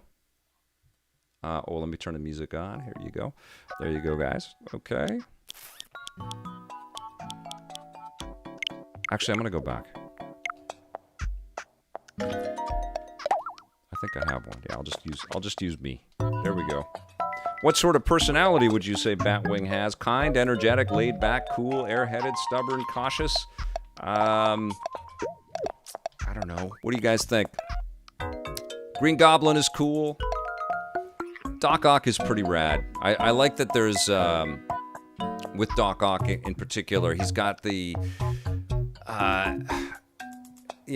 same kind of interesting dimensions in a different way, but he's a flawed, good person where everything has gone wrong for him, and he's become kind of subservient to the evil elements of his psyche. He doesn't start out to be an awful person, No worries, Alpha Cat. It's great to see you here. Laid back? All right, I'll pick laid back. Let's go for it. I'm Batwing. I'm a laid back type of person. Confirm. Let's go. Airheaded. What's a YouTube? I am when I'm making some of the transitions and I forget to put the audio on. All right, here we go. Miitopia.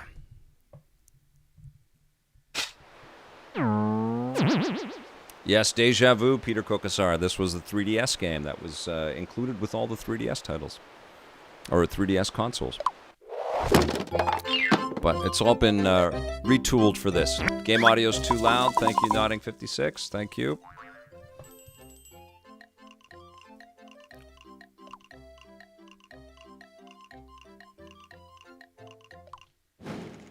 All right.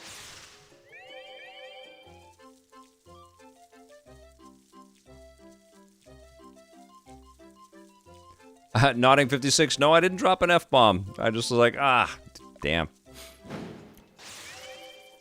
I can't read the, when I'm trying to think of words for what to say in a review, I can't read the chat, but the super chat, whoever sent the super chat, you finally caught me with that.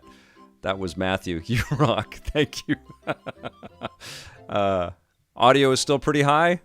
What was the Me Social Network game thing Nintendo released? I think it was this, wasn't it?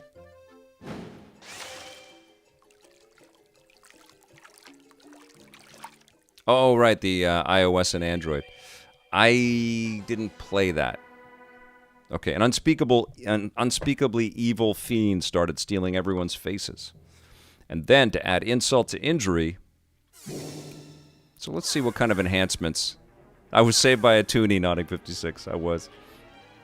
I would have just kept going and going.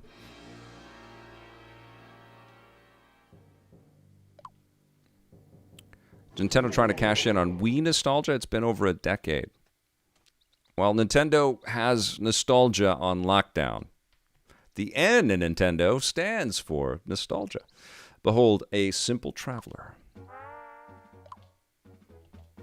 I do remember getting hooked on this on the 3DS. I played quite a bit of it. Batwing is wandering alone wherever the path takes him. Didn't look like this, though.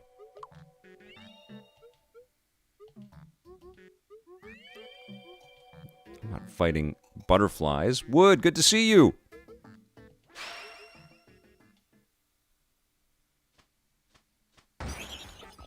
Ooh, butterflies with eyeballs on them.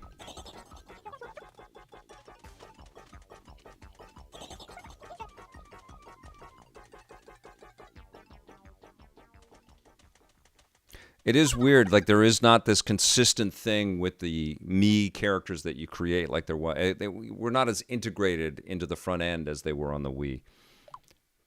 But they're still there. And maybe this is Nintendo kind of recognizing that they've got to come up with more ways to get us thinking about our Miis. Batwing spies a nearby town. Let's go.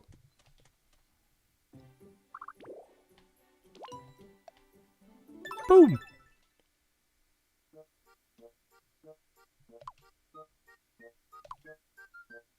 You can always switch things up later. All right, let's start casting those roles with Mii characters. I'm just going to receive them all.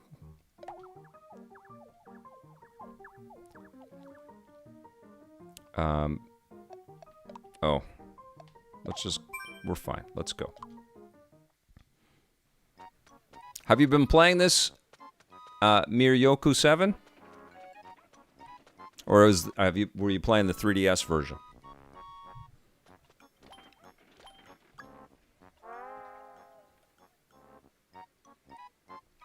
I think there is Nodding 56.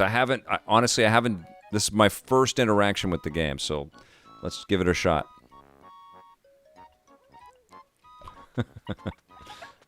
Bit boring today. They already have big heads, Blair Farrell.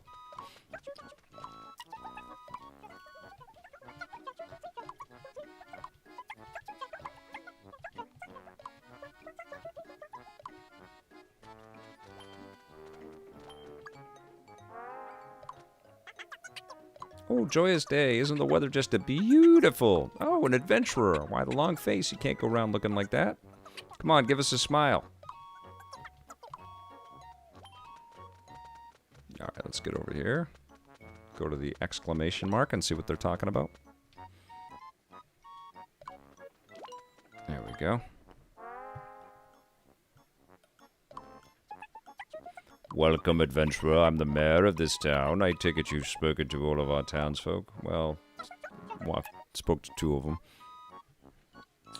Greenhorn's a nice town, but I'm the mayor, so I kind of have to say that.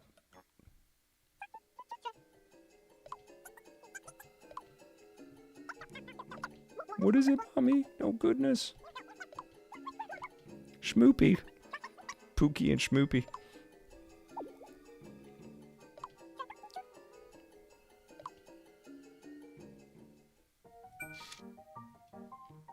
A wicked presence who rules monsters from the shadow. Choose a Mii to play the Dark Lord. Alright, we'll create one from scratch. Here we go.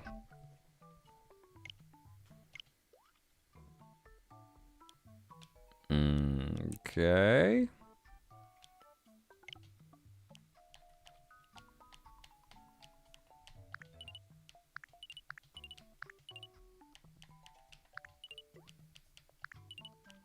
Let's go with this guy. Ooh, right there. There we go.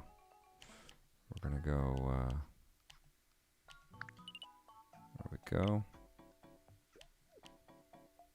What can we do for eyebrows here? Oh, this is the cheeks. There we go.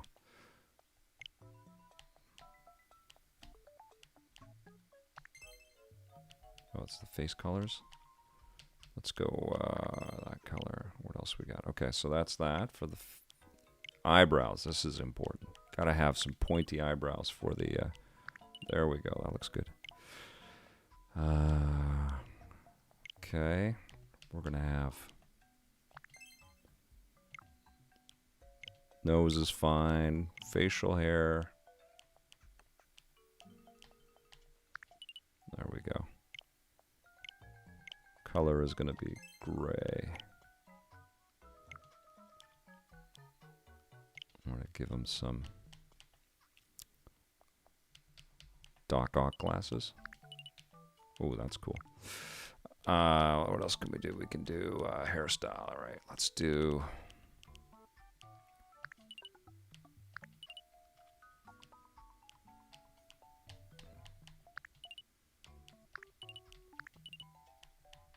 Oh, there's a lot more. Okay.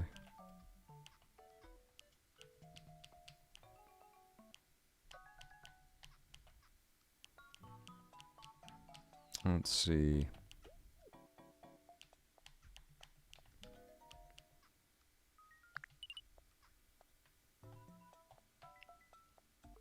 That's kind of cool. All right.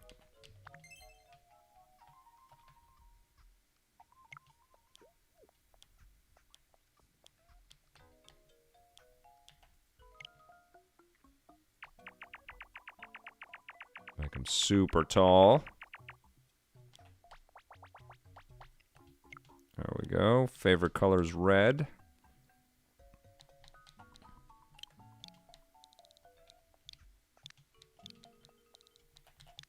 Oop. We're going to call him Doc-Ock. Why not?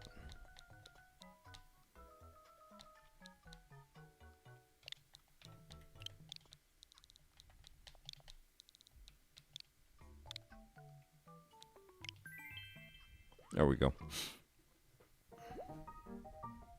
Great. Dark Lord, Doc-Ock.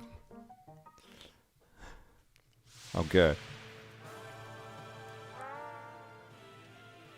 That's pretty cool, actually. I like it.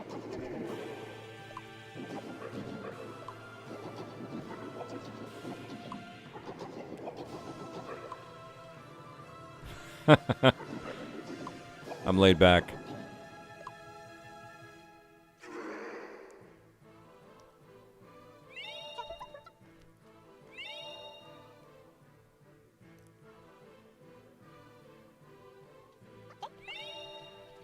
Victor, I think, yes, we need more retro games out. I hope to see some in the PlayStation Store soon. I agree, Kenneth. Uh-oh.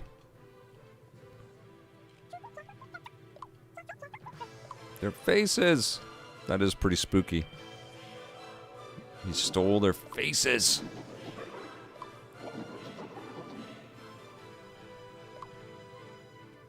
Oh, that's frightening.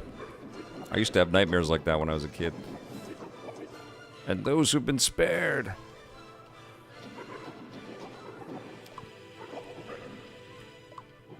And despair so long.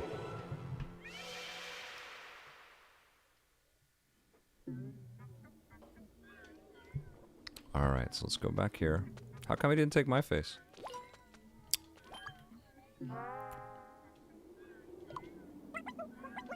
My poor baby! Don't panic, don't panic. She's totally panicking. Let's do it! Worried Mother Helen.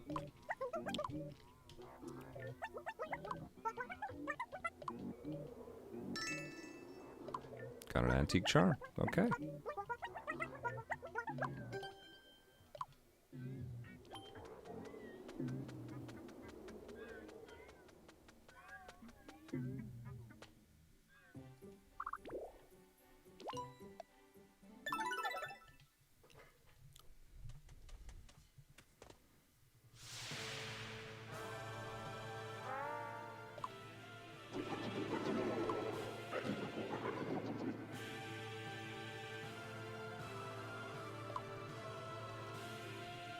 I just remember the Notting 56 Best Celebrity Pop Culture Me. I just remember the Reggie Me and the Nintendo and the Miyamoto Me.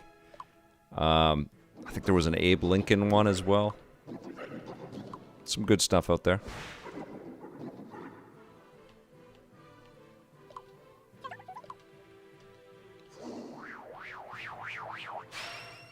All right, let's see what happens now. Oh! Right, you end up fighting creatures with that look like friends. Oh no!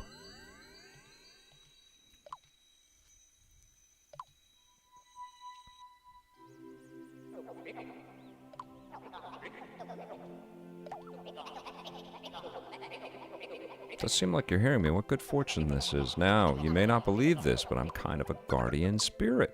What?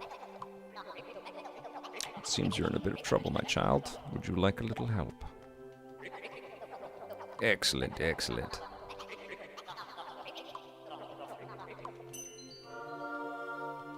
Gift of divine power. Yeah, I had those on my 3DS. I probably still do. On that 3DS right there, which is not plugged in. I haven't played it in a long time. Jobs determine your role in battle. Some are tailored more toward fighting, while others are better suited to healing. All right, let's go. I think I'm not going to be a pop star. I think I'm going to be a mage. Yes. That's pretty cute. Can I change?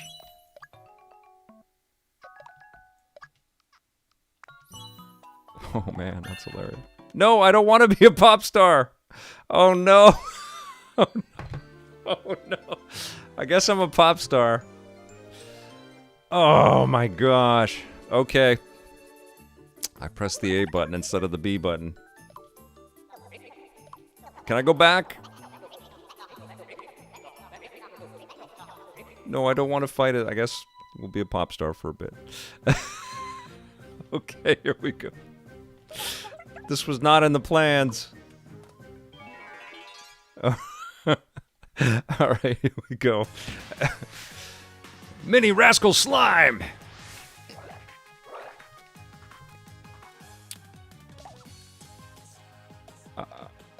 Okay. Let's see the pop star attack. Ah! It's so weird that you can be a pop star. That's one of the classes. Okay. My phone's telling me to breathe. Or my watch. Okay.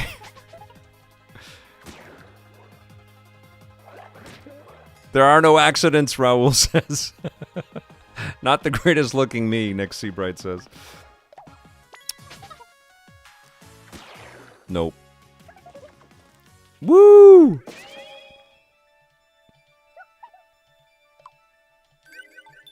Alright, I rescued a face off of some slime. That's how you start a weekend. Alright. Nice, I got some slime jelly. Where are his feet? Poor little me.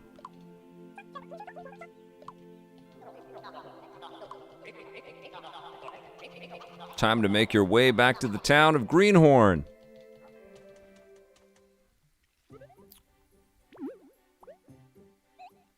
So I got the kid. I saved the kid. Let's go. Boop.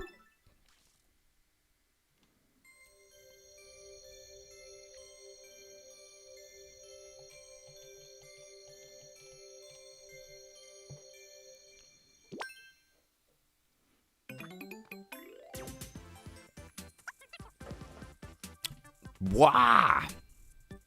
There's still... I'm in training mode right now, Matthew. Yippee, I'm back. Rascal. Who is that Michael Jackson looking fellow that brought you back? Oh, they didn't say that. Question, my 9-year-old is also really into Roblox. Do you think Roblox is here to stay or just a fad? Ooh. They're so financed, Marco. I think they're here for a long time until... I mean... They're going to get some competition, because right now they're kind of in isolation as this cross-platform thing. It's crazy to me that Sony spent so much money on Dreams, and they don't have a PC and iOS and Android version of that, because that's how you're going to reach people, you know? Not just kids, but lots and lots and lots of people. But there will be some competition for Roblox. You're not going to be evaluated at $45 billion and not start to get some attention out there, but because they have such a high value, and the kids that are playing it are very happy with it, I think it's going to be here for a long time. And that, you know, it's creating real interest with all of the partner companies out there. Can I change myself? Change. No. No, I don't want to be a laid-back pop star. Is that even possible? Is that all I can change? I can't change my class? Oh man, look at my pose. Okay, that's a good one. Alright. Details. Man, I really don't want to be a pop star. But I guess my weapon is a microphone. Okay. Is that it? That's all I can do? Stuff.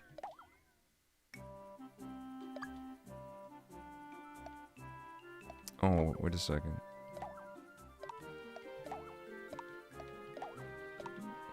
Man. Popstar was not my choice.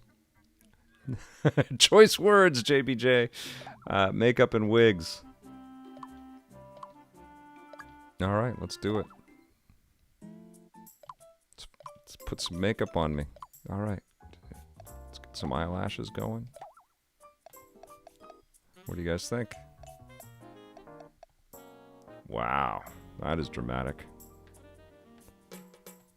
What the hell is happening? Oh, I can just put shapes on there? Okay. No. Alright. Get some lipstick going. There we go. Alright. Okay. Alright.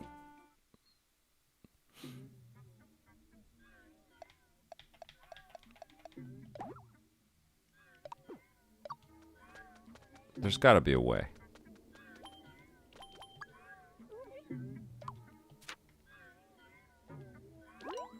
Oh, there's the face. Okay, so you gotta go off and... Vic entering a drag queen contest. Sure.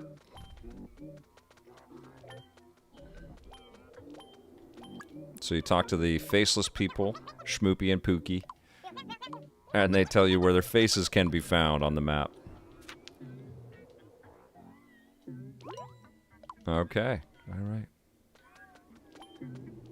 Alright. Who do I talk to?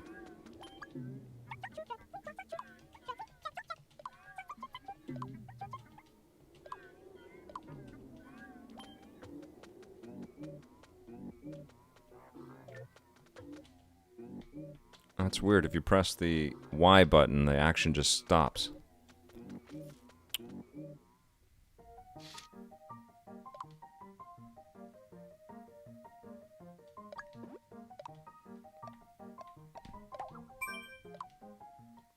Okay.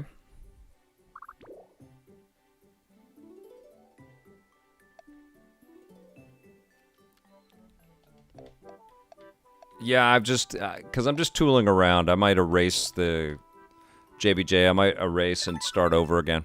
I think Ruby will probably dig this wood. That's a good question. Ease and hills.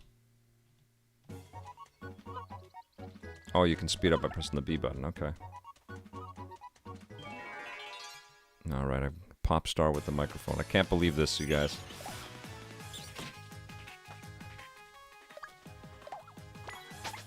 Beating up moths.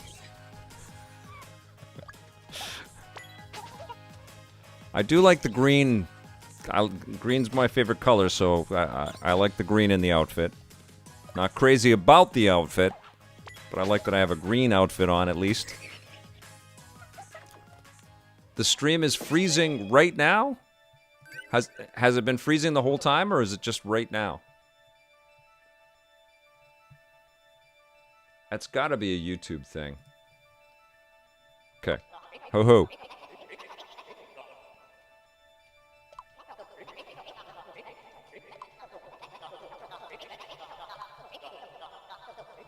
Just randomly, okay. Let's see. I'm not getting any warnings or anything like that.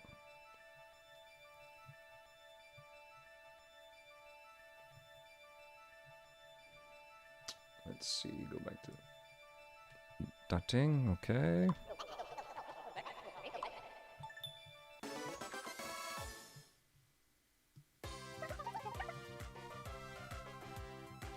Okay. Level 2 pop star. It's smooth now, Mark. Thank you, Mark. Good to see you. Stream is good. Thank you, Preston. Henry, thank you. Oh, I saw you comment about the Switch not for kids. I'd be hesitant about letting my daughter. Well, we have two. We have the Switch Lite in the house, so she uses that. But yeah, I don't think I'd let her, run around the house or go outside with my the original Switch that I have. I'd be too freaked out about scratches on the screen, or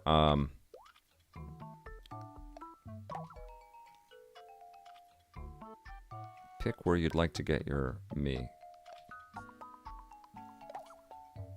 I only have the one. Okay.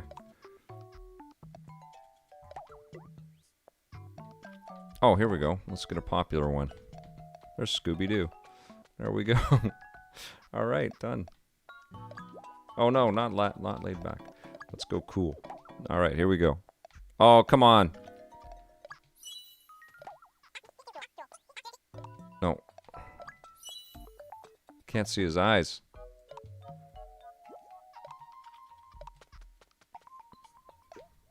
There's Bob Ross. There's Harry Potter. And Jesus. Oh, wait a second. That Iron Man looked amazing. Let's get Iron Man out here. That's great. Let's call him energetic.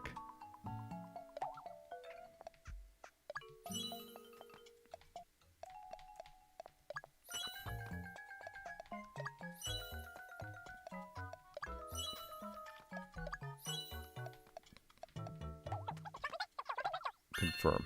There we go.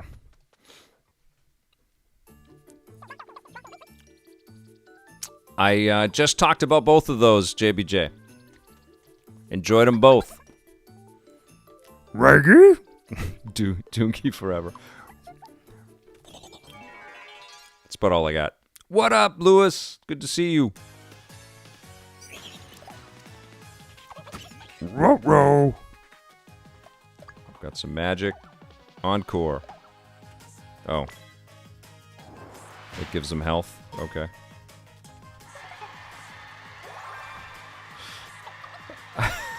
I can't believe I'm the damn pop star. That's so crazy. I guess it gives you guys an idea of what kind of a game this is.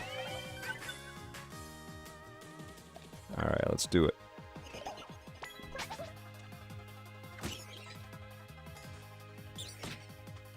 Oh, is that true, JBJ? They're spreading it out up here? Yeah, there's only one episode in Canada. I kind of like being able to check in every week, actually. I mean, it was cool to watch all of the Jupiter's Legacy last weekend or whenever I did that. But it was too much. I really am enjoying, the Marvel stuff and now watching and looking forward to the Star Wars shows. Mandalorian Fridays were so freaking cool. Iron Man joined the party. Okay. This is weird, man.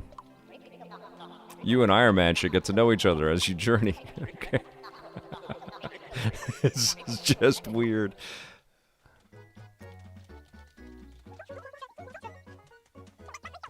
Don't trip me up.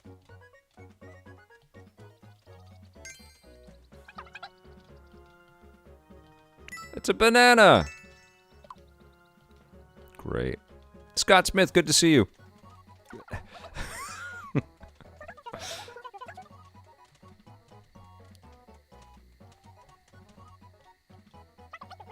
Miss O'Jack, good to see you.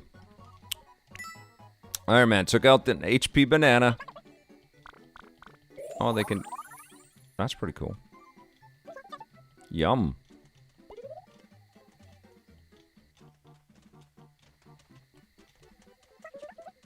Go. Let's fight some moths. Oh, look at that creepy.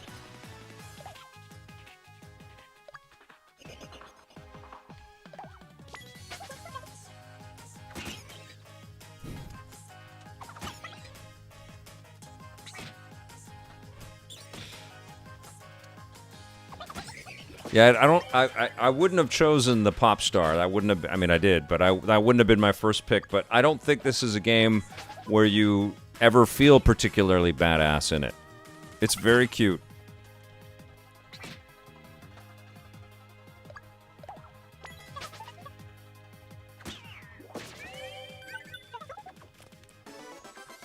Yes.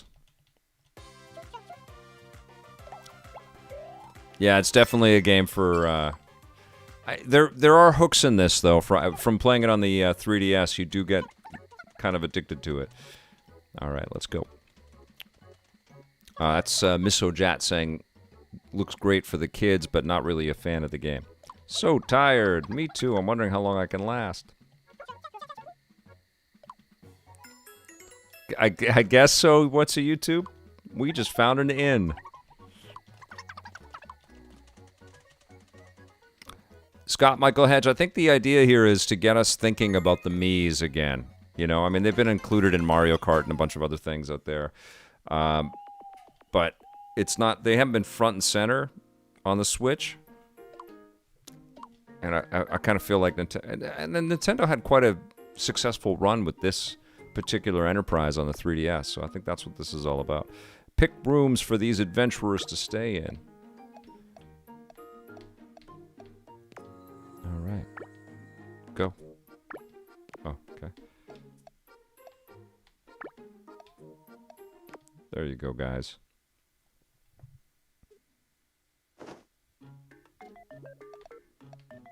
Oh, there's an arcade? What? Oh. How are these...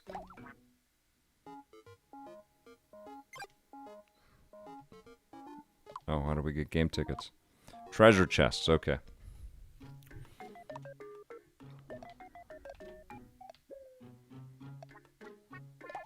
What do we spend it on?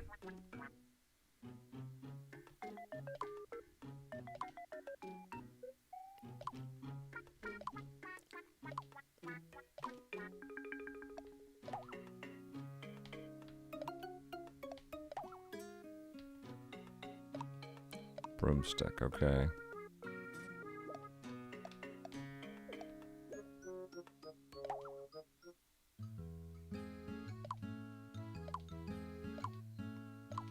Okay, the amount their stats will increase is directly linked to how much they like the food.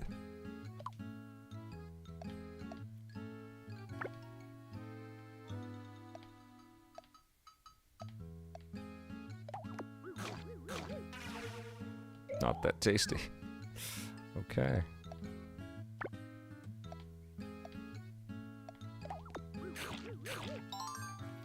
Iron Man is content.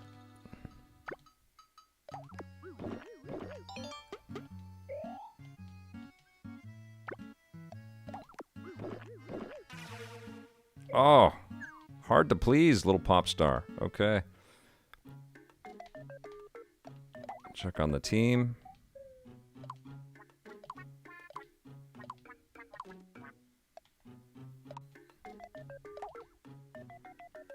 Okay. Oh, I guess we can add more to the party. Okay.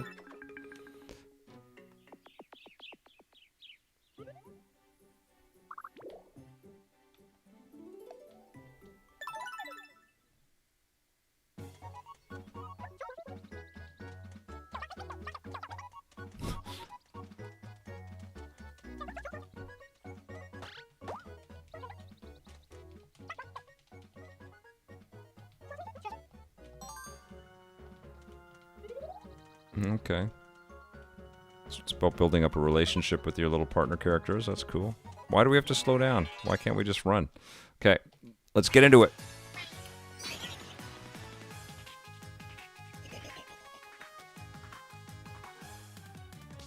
Oh, Henry Bryce, that is a great point there about the lack of customization in the menu. It is very clean, but it doesn't feel especially Nintendo-ish, right? It's like Nintendo grew up a bit with the Switch, but there is that, you know, cutesy charm that the company has that it would be nice to kind of dip into right from the get-go, right when you turn it on. It was cool on the Wii U to see all the little Miis running around. And the Wii had all of that Mii integration as well.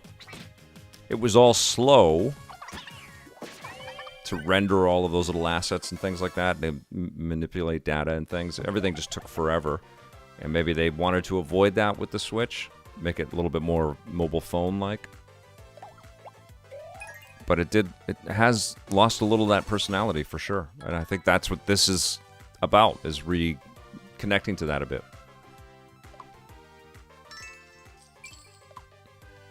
Got some goblin ham. I look like a leprechaun. That was more Scottish. Terrible Scottish. Okay, we're looking for a face.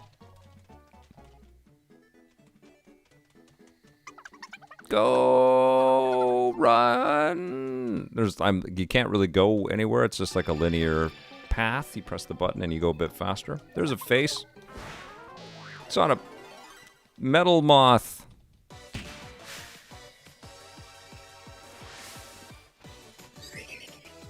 Alright, let's get this.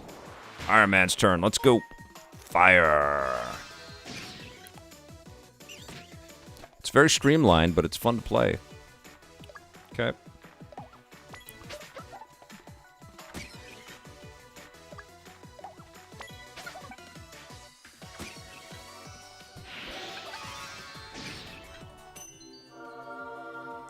What is that?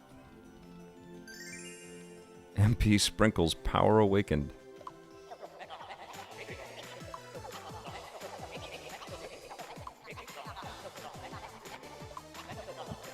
Make sure to refill using MP Sprinkles. You can use MP Sprinkles, but sprinkles don't last forever, you know, so sprinkle wisely. Okay. That's cute. Okay, let's go.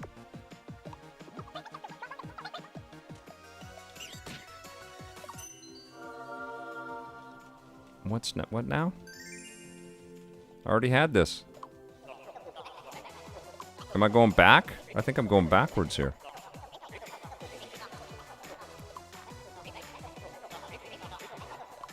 Alright, let's go. Oh, HP sprinkles. Okay.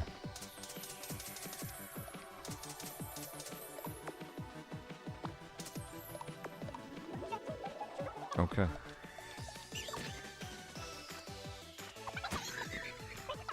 Got it.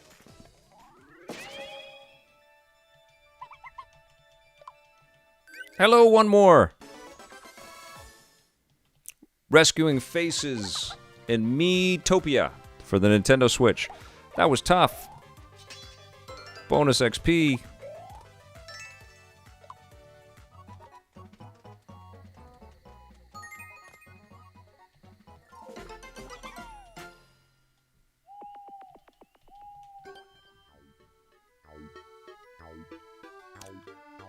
Health points or hit points. I think hit points. That's what I usually say. Thanks for the help with Rascal. Here's a little something to show you. Got an outing ticket. Okay, cool.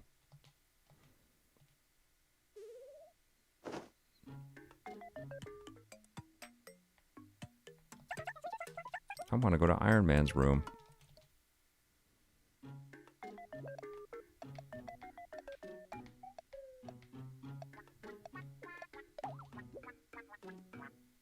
What's the outing ticket?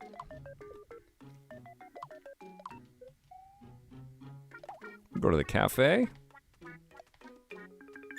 Iron Man can go to the cafe. I don't remember the 3DS game playing exactly like this, but it's been a long time. I have to look at some videos of what the original Miitopia looked like.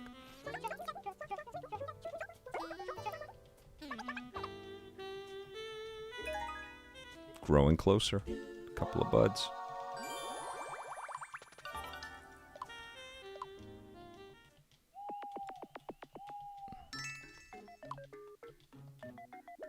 Okay.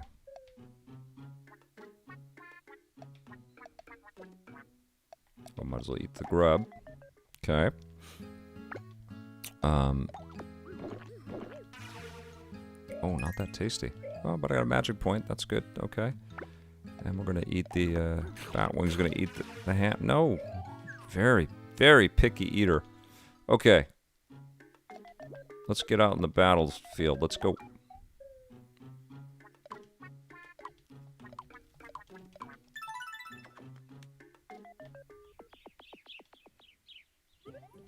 I like how fast everything moves. It's pretty cool that way.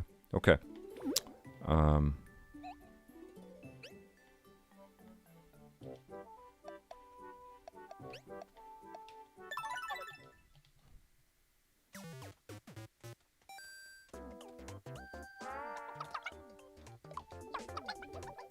What you said? Yes. Yay! Me too. I'm a huge Nintendo fangirl. So, I've heard of these little figures you can get. Amiibo! Alright, I have an Amiibo. I'm gonna go get one. 1 second.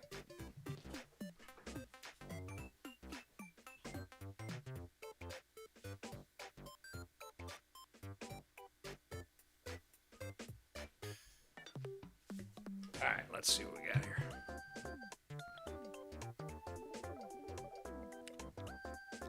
I have Shovel Knight and Plushy Yoshi. Alright, or Yarn Yoshi. Alright, let's see what happens.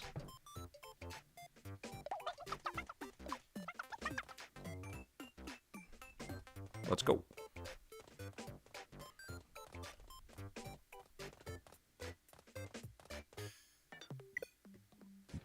Oh, come on now.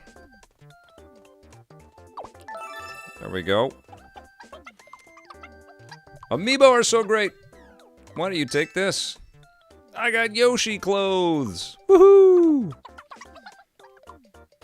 Alright, I'm gonna change my clothes. Wait a sec, wait a sec. I want Shovel Knight clothes. You think I'll get Shovel Knight clothes? This is brand new KFXG. Came out today. I think this is just a chill game to play and to celebrate your me and your Amiibo collection. And there's some online integration. It's my early read on this. Let's see what we got. I got some game tickets. Okay.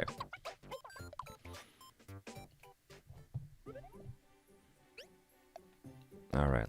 So let's go back here. Something's happening here.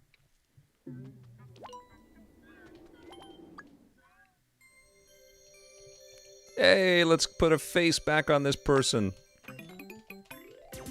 Yay, refaced. No Shovel Knight love. Shovel Knight's, I mean, it's amazing that there is one, but it's not fully integrated into the Nintendo lore. I have the, I just put it on the Switch Pro controller. All right, let's go.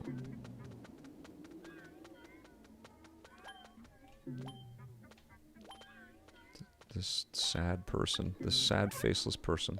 Rudy. Where are you, Rudy? Where's your face? Let's go get it. Okay. What a weird game. All right, let's go face hunting.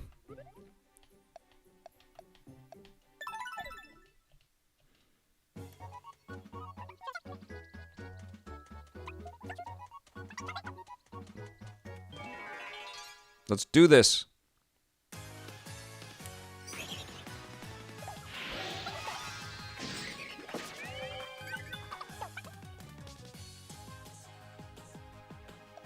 Do I... I only have the Encore, okay.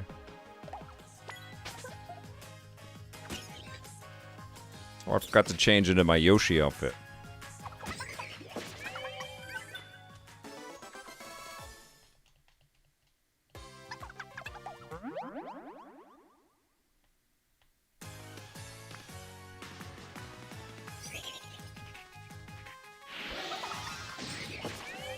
Wow.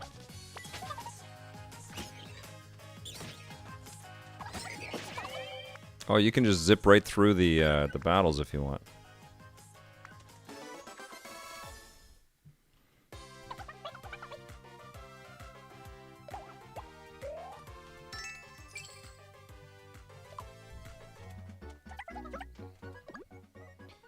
Can I change?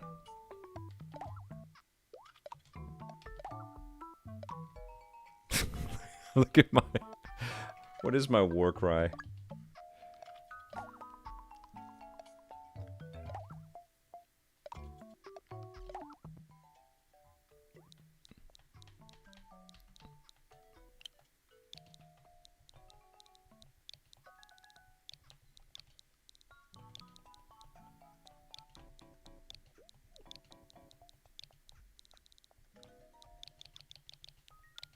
All right.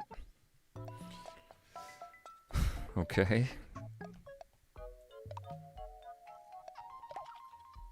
Relationship stats, that's it. I can't change my clothing here, okay. Alright, let's go. Oh, I can. Stuff.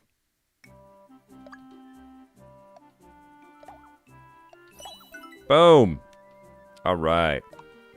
And it's still green. Much better than the pop star outfit. Okay.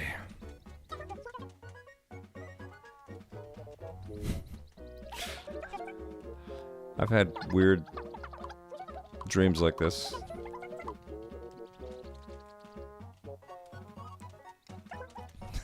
Can I do that flailing dance like my Mii? Nope. Cannot. Let's go tough path. Let's go.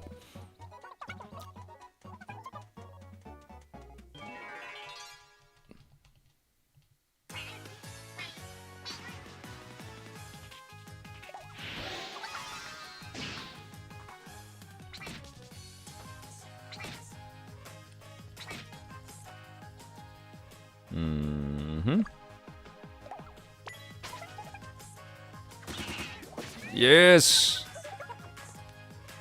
That's one powerful microphone. Ouch.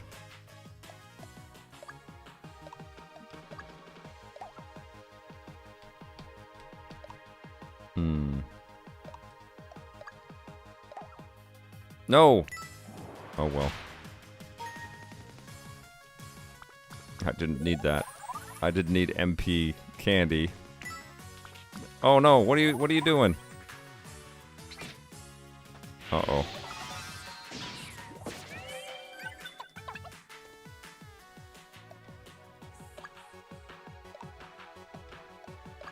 Can I heal myself? Oh, that's not a heal. Alright, let's just get him. Uh-oh. Knocked out. Gift of Divine Power. Here we go. Life Sprinkles. I don't know if you get this all the way through. Alright, here we go.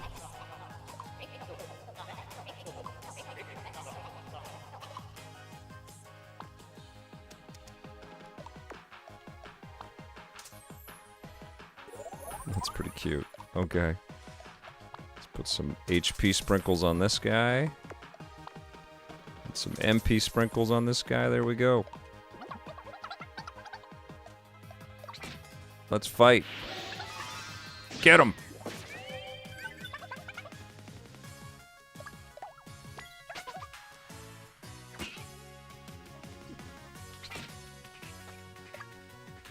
Hi there, how you doing?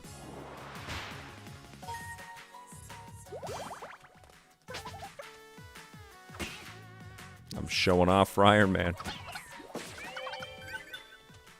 All right, here we go.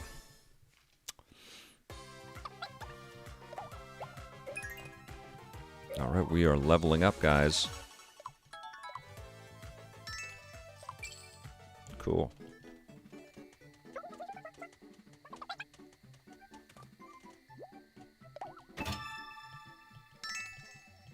Cool. There's an addictive little, super easy to play thing going on here for sure. Lots of great little secrets to find. Okay, I've got an inn.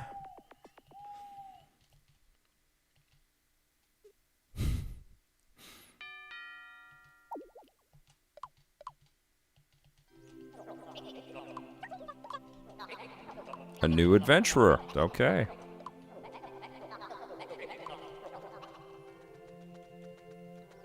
Let's go. We are going to receive...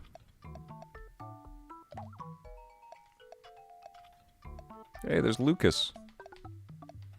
Oh my god, Batman? Batman is here, guys. Okay. He's very stubborn. He's a warrior. Oh, it looks weird, though. Pick. I guess they all have hats, right? So, warrior it is. Batman.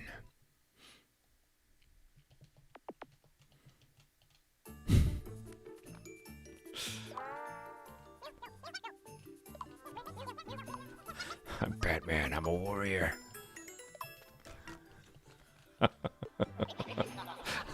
This is surreal.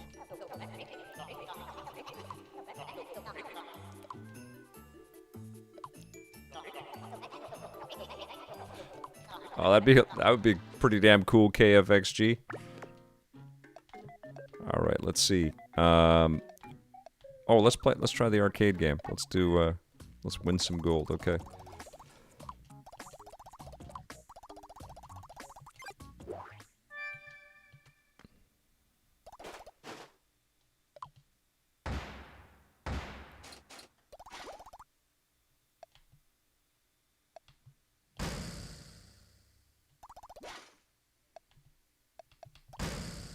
Yeah.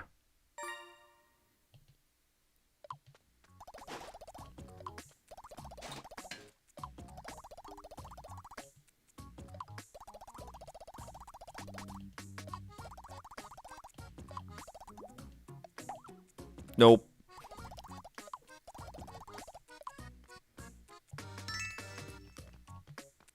Easy 500 G's.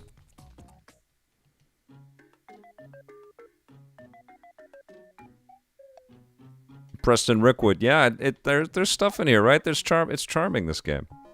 All right, let's go.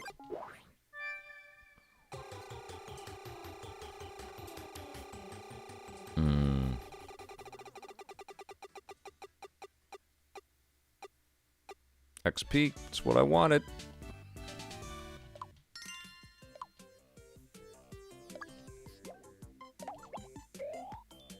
Yeah! All right. No. I'm sure there's other mini games in here too. Okay. Let's eat some... Oop, no. Let's eat some grub.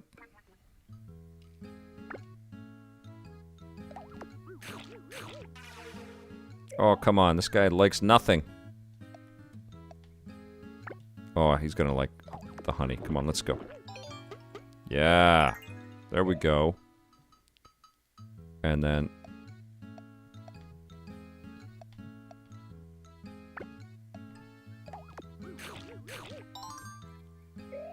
Content. There we go. Attack is up. I like it. And then we are going to give that to Batman. It's super delicious. There we go. No grub left. Okay.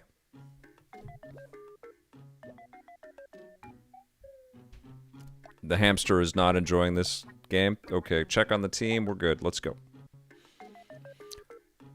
I'm going to do another 10 minutes or so. Okay, here we go. I'm getting hungry.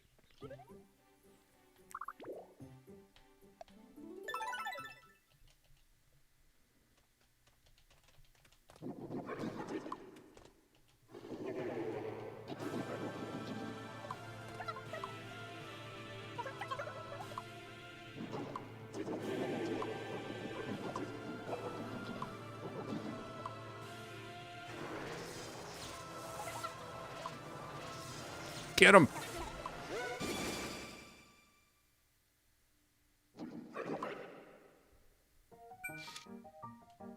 A wise and powerful mage who roams the world helping others. Choose a me to play the great sage. Let's go. Popular. Oh, fantastic. All right. So we've got to be Gandalf, right? Gandalf. A wizard is never late, Frodo. A wizard is always... something like that. On time.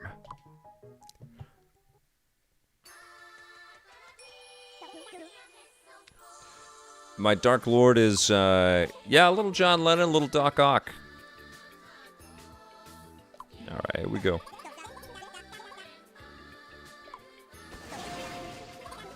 Not if I have anything to say about it.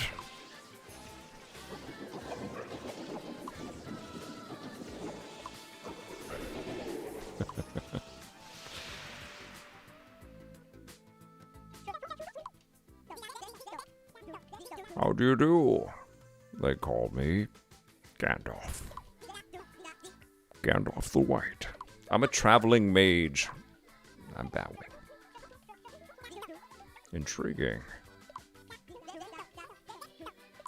It's more Sean Connery, yeah. Seeps into that.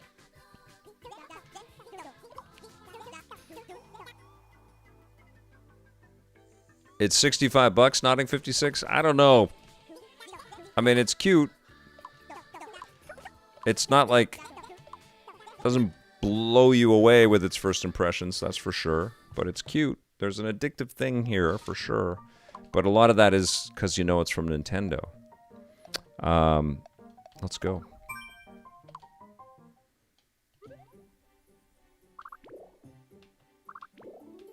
I think this is one where you play it for 10 hours and you're like, oh, I get why. It's got its hooks in me. A wizard is never late, Frodo Baggins. Nor is he early. He arrives precisely when he means to. Daniel Wilson, thank you. Freaking love those movies. You won't be getting your way for much longer. Not if I have anything to say about it, right? Dark Lord Doc Ock couldn't even dish up a good comeback.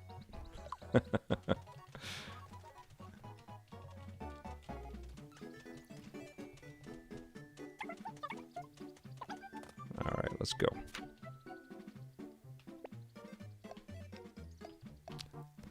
Let's get this chest, and then I'm gonna go make some dinner.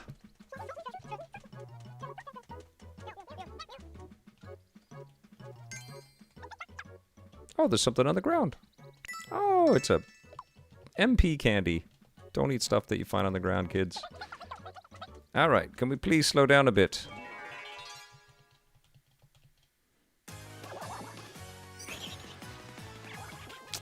Okay, then.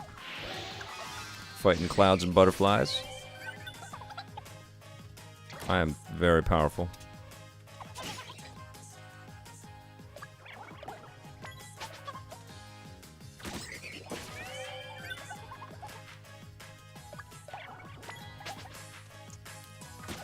Yes. Yes. Uh-oh.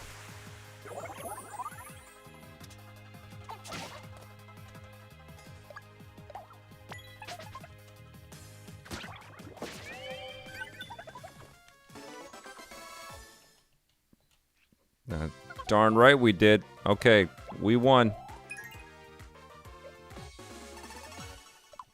Batman gained a level. I'm level 3. Batman's level 3. Alright, we found an inn. Okay. Dad dude. I think it's a bit early to call. I mean, it was... This was free on the 3DS, wasn't it, or something? Wasn't it built into the architecture?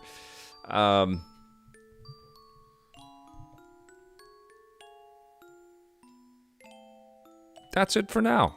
it knew that it was time to take a break. That's crazy. Okay. So that was a little taste of Miitopia. Thank you, everybody, for joining me on this journey through the rundown. No, it wasn't the rundown. Through the Vic's Basement kind of rundown with Sam and Mike. And then I did some quick thoughts on M.O.D.O.K. and The Bad Batch and Zack Snyder's Army of the Dead. And we played a little Miitopia on the Nintendo Switch. Thank you, everybody. Have yourselves a fantastic weekend. I'll be back with a fresh rundown and some new content for you on Monday. And thank you for subscribing. Thank you so much for being a part of this really wonderful community. I appreciate you being here so much. Thank you. Have an awesome weekend, and we'll see you soon. Until then, play forever.